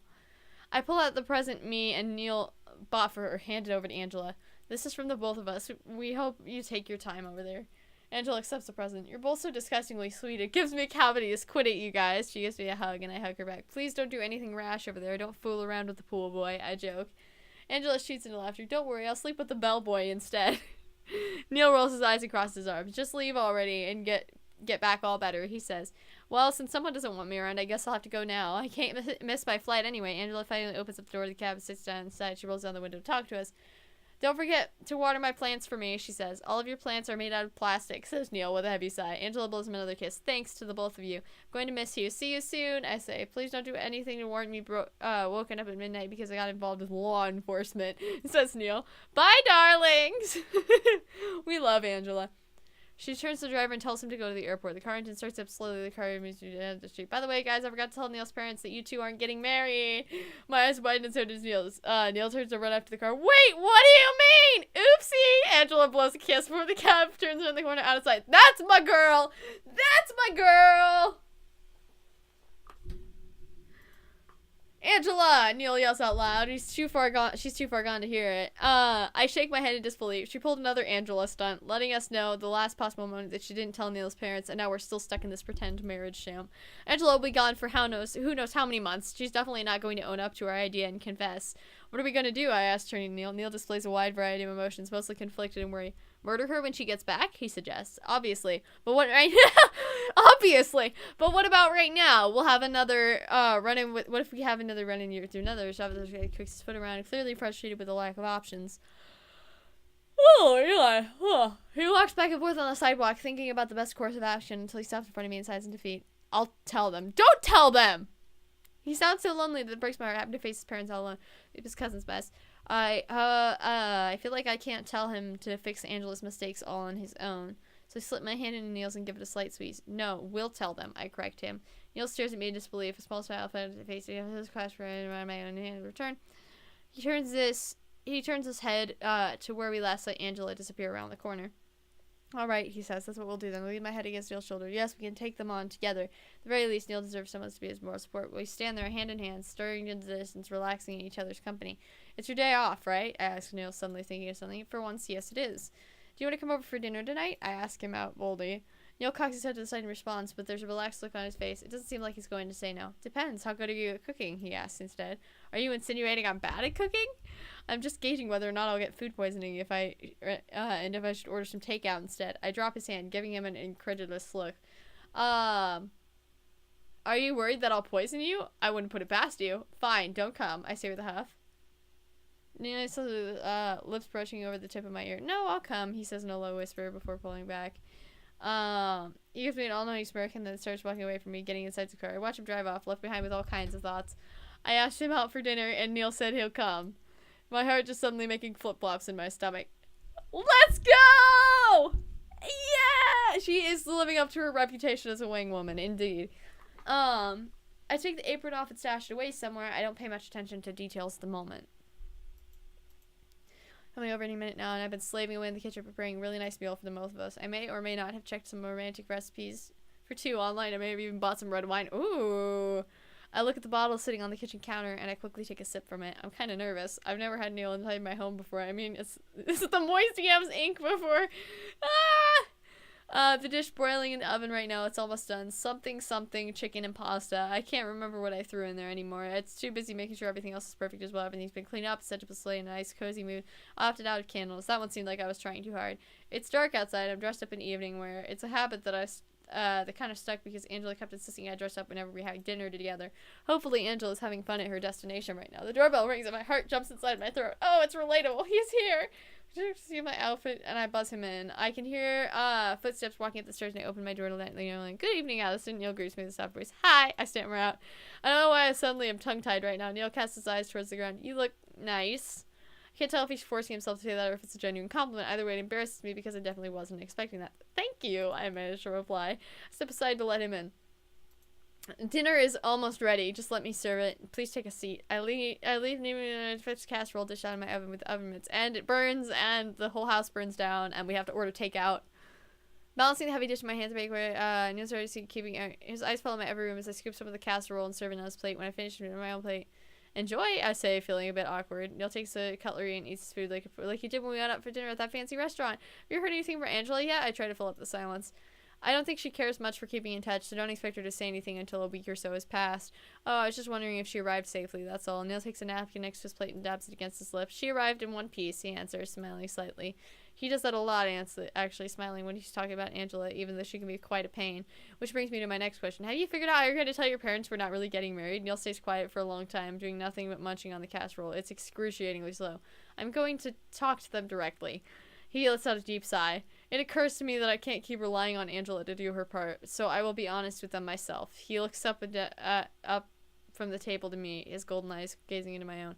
And I'd like you to be there too. He sounds a bit hesitant, like I'd say no. Of course, I stammer. I'll be there. I won't let you face them on your own. Neil's body relaxes as he gives me a genuine smile. I've never seen him with such a kind expression before, so I avert my eyes from him, finding myself a little breathless. This whole interaction is just so cute. We eat together in silence for a bit, but it's not an awkward silence, so there's no tension hanging in the air. For once, I'm silently enjoying Neil's company. Never thought I'd live to see the day. Neil clears his throat. Alright. The food, it's edible. I cock an eyebrow. Are you complimenting my food? Neil turns his head away, cheeks turning teeth. Perhaps, he utters shyly. I lean into my elbows on the table and give him a confidence stroke. Neil's complimenting me, and it's he's adorably bashful about it. It's not the best compliment in the world, but coming from Neil, it's probably the most earnest he can be. Oh, come on. That was at least a compliment for, at least compliment me for real. Put some effort into it. I tease him. Neil tries to glare. Blah, blah, blah. Your home cooking is adequate enough for my exquisite palate. I sigh. Why all the fancy words? Why can't you just admit you like it? Ugh, Neil looks so conflicted. I like it, he mutters softly. He's so cute! I'm glad I invited him on the blah blah blah blah blah blah blah. Showing a nicer side of him. You handle our compliments without doing it through gritted teeth to actually be able to converse with me. It's just strange seeing us sit here having this meal with Neil, and we're both being civilized. Perhaps, this is how things could have been since the beginning if he weren't such a jerk about it. After all, we met when we were kids and got along just fine. Just then, the room suddenly goes, hey, what happened? All the lights have gone out. My entire apartment is covered in darkness. Your power went out. Street lights are still on, so I believe it's just you. Great, I say with a frustrated grin. I don't even know why. I get up from my chair, putting my hands out. Oh no, are we gonna get kidnapped? If he's probably bum. Where's your electrical panel? It's downstairs behind my workroom, I believe. They can't really see much. Now I kind of wish I used candle for mood lighting anyway. A bright light shines into my eyes. I squeeze them shut in response. Don't shine that in my face, I tell him. He's holding out a cell phone and using his flashlight to illuminate our surroundings. Come on, let's fix it.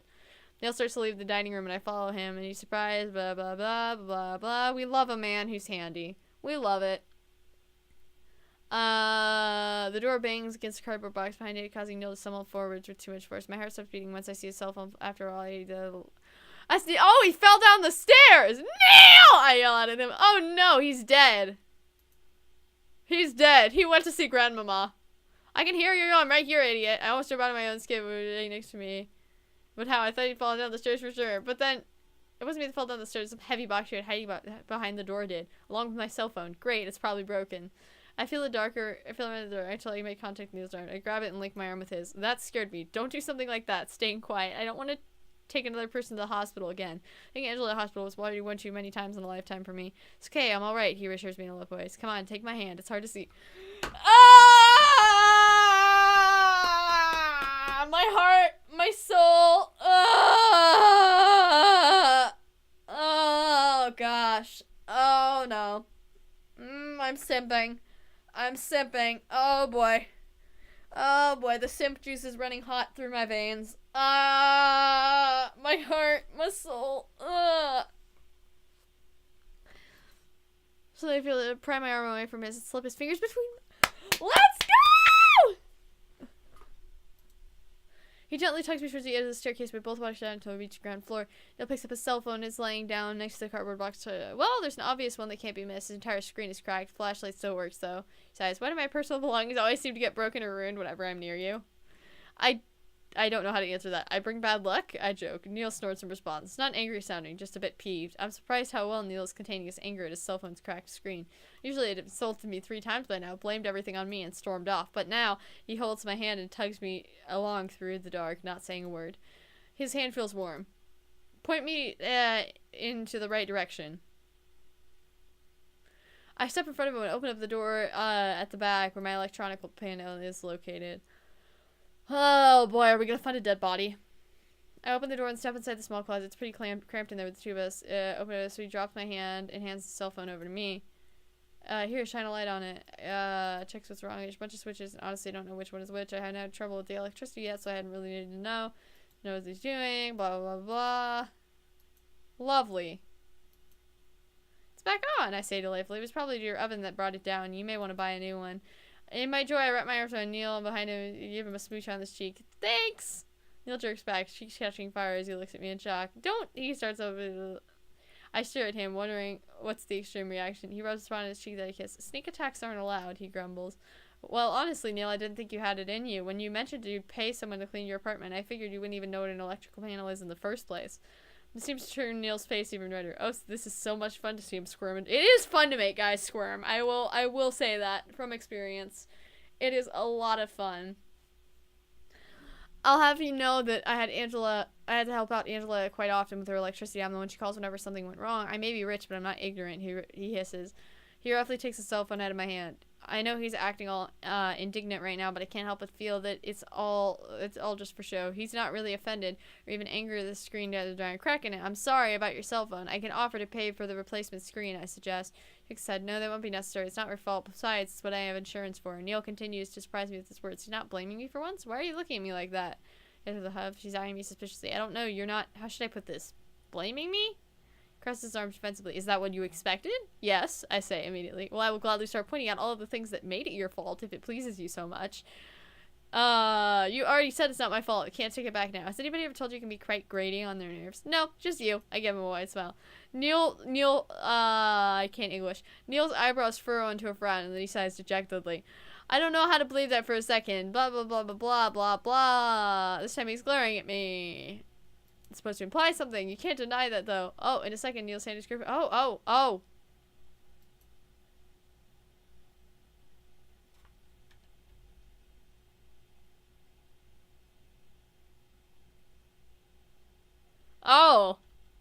Oh, this went from 0 to 100 real fast.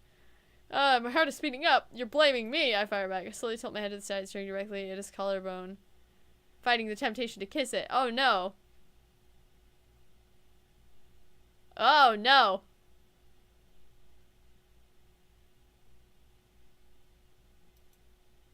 I blame my lack of self-control around you. Oh, boy.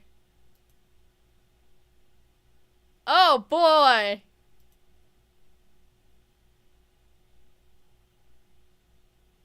Oh, boy.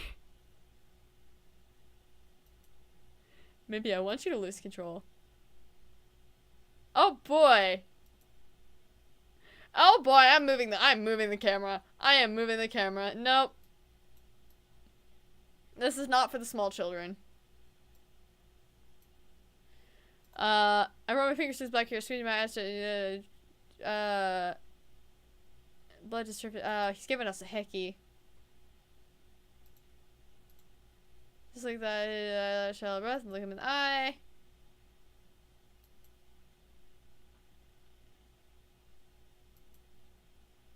Okay, we're making out again. Oh boy. Oh boy. Finally, I'm kissing Neil again. Okay, running your fingers through each other's hair. Oh boy. I can't show this. Oh no. Oh boy. Yeah, feeling his beating against my palm. It's racing as fast as mine is. Steals one arm right over my face. Oh! I cannot show that. Oh boy. Oh, there's hip movement. Oh, there's hip movement. Oh boy. Boy. Oh boy. Oh, we bit him.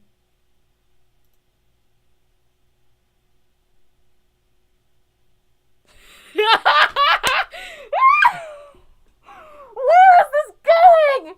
Where is this going? Oh my gosh, you guys can't see it, but I'm gonna flash it for a brief second. I'm just gonna. You saw.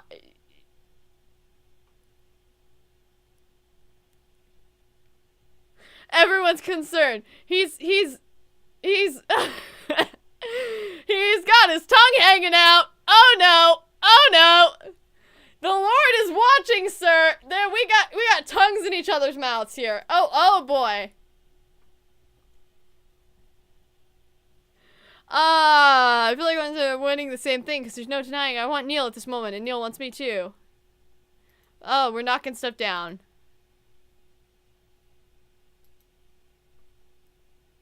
Make out session with Neil. My eyes look behind me. Where a room lies on the ground. Oh, that's what hit him. Are you okay? I try to say, studying everything. Yes, he says in a wavering voice. I want to continue kissing. No, don't leave! Don't leave! Look at me like that. You need to do something important tomorrow. I can't stay. Oh. Don't do it. No. You can't. No, you can't leave me like this. Are we done making out? Are we done? Can I put my camera back now?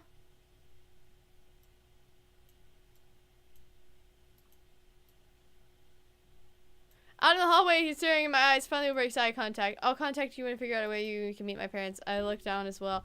Right, thank you for getting my electricity back. Don't thank me for that. Even a child could do it. Ow! Just, let me thank you, okay? Give a slight push against the shoulder. As you wish, he says. This time smiling slightly. I almost feel the sense of dread. Say goodnight to him now. It all by went so fast. Emotions are turmoil. Blah, blah, blah, blah. You want him. We get, ask him to stay. Give me the option. Ask him to stay. I think he doesn't want to, I don't want him to leave either, except for finally for it. Don't leave! No! No! You're really leaving me like this.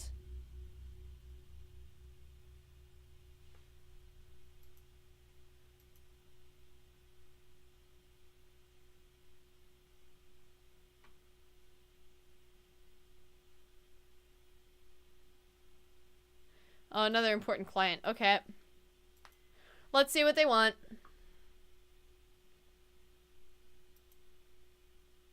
Oh, that's so cute! Oh! Oh, that's what we're gonna wear to go. Oh, okay. Alright. Alright. Getting chills. We need the rose print, and we don't have enough money.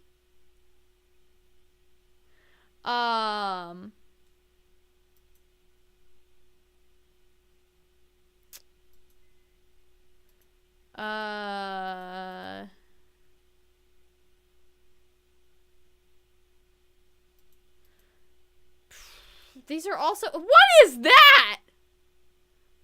What? Let me move my camera so you guys can see. What is that? What in the name of all things? Okay, let's make it, I guess. It's, we got that. And, these sleeves with, light green, I think is that? Or like toothpaste color. And then midsection, and it's pink. It's that pink. And it does not line up, and that is deeply concerning. Oh, it's longer than that. It's knee length. All right. And the design is, there we go. And the waist, there we go. Green with some,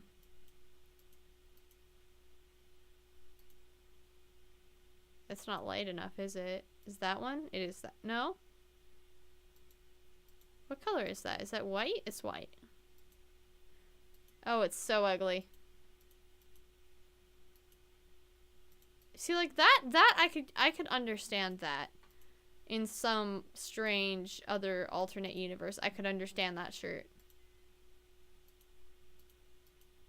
But like, oh, that's ugly. Oh, that's ugly. Oh no.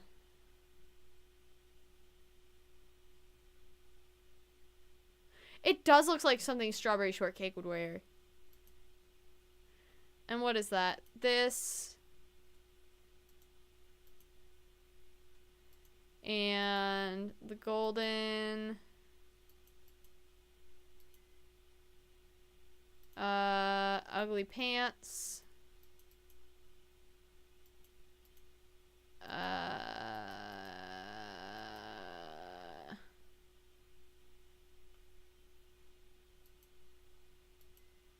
So I'm thinking let's get the stuff that we need to make this dress, and then we can call it a night. Because it is getting late where I am, and I have plans tomorrow morning. And then we can milk more content out of Neil, because allegedly, according to like the subreddit or whatever, Neil's route ends between chapters 26 and 27. I clicked the wrong thing.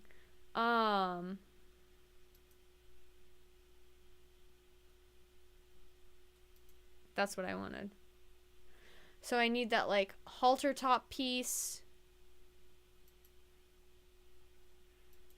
Let's see.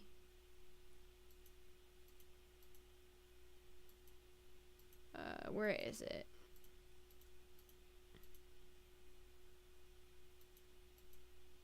Would it be under jackets? Or tops, maybe? Ah, there we go.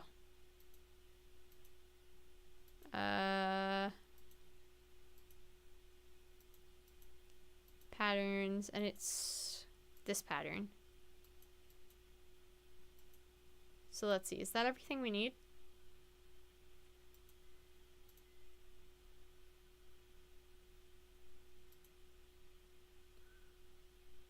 Actually, I think that is everything that we need. Let's see. Let's go. Bam, sweetheart neckline.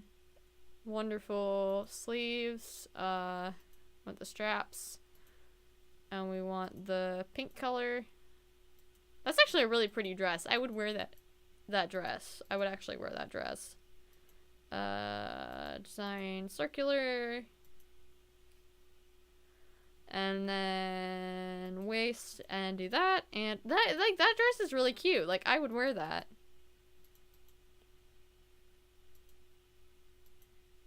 Ooh, wow, that was a lot of money.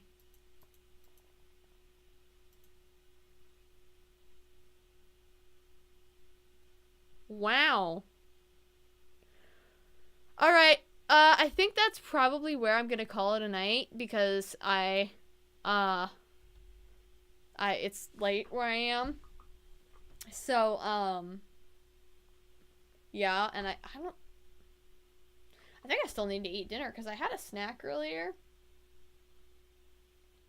I made myself some more Paw Patrol mac and cheese. I needed to save my progress real quick before I forget.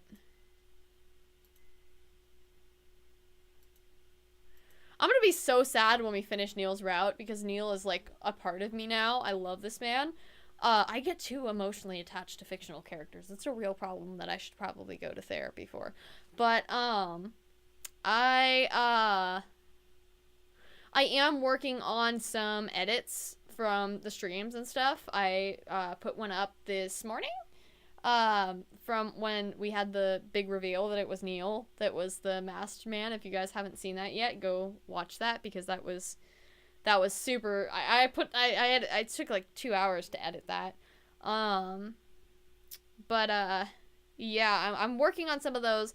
I think I got one of my friends hooked to help me edit so I can get them out faster, and like start editing my streams down into videos. So yeah, I'm probably going to stream again if it's not tomorrow, it'll be Monday, because I really want to get this route finished, because I the longer that it takes me to get it finished, the more emotionally attached I will be to Neil. And this game only supports local savings, so if I delete it off my computer or when I get my new PC, then I'll have to forever. Neil will forever be on this PC, and we love Neil, and I want to buy merchandise of him.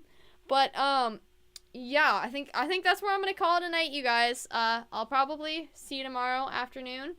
And yeah.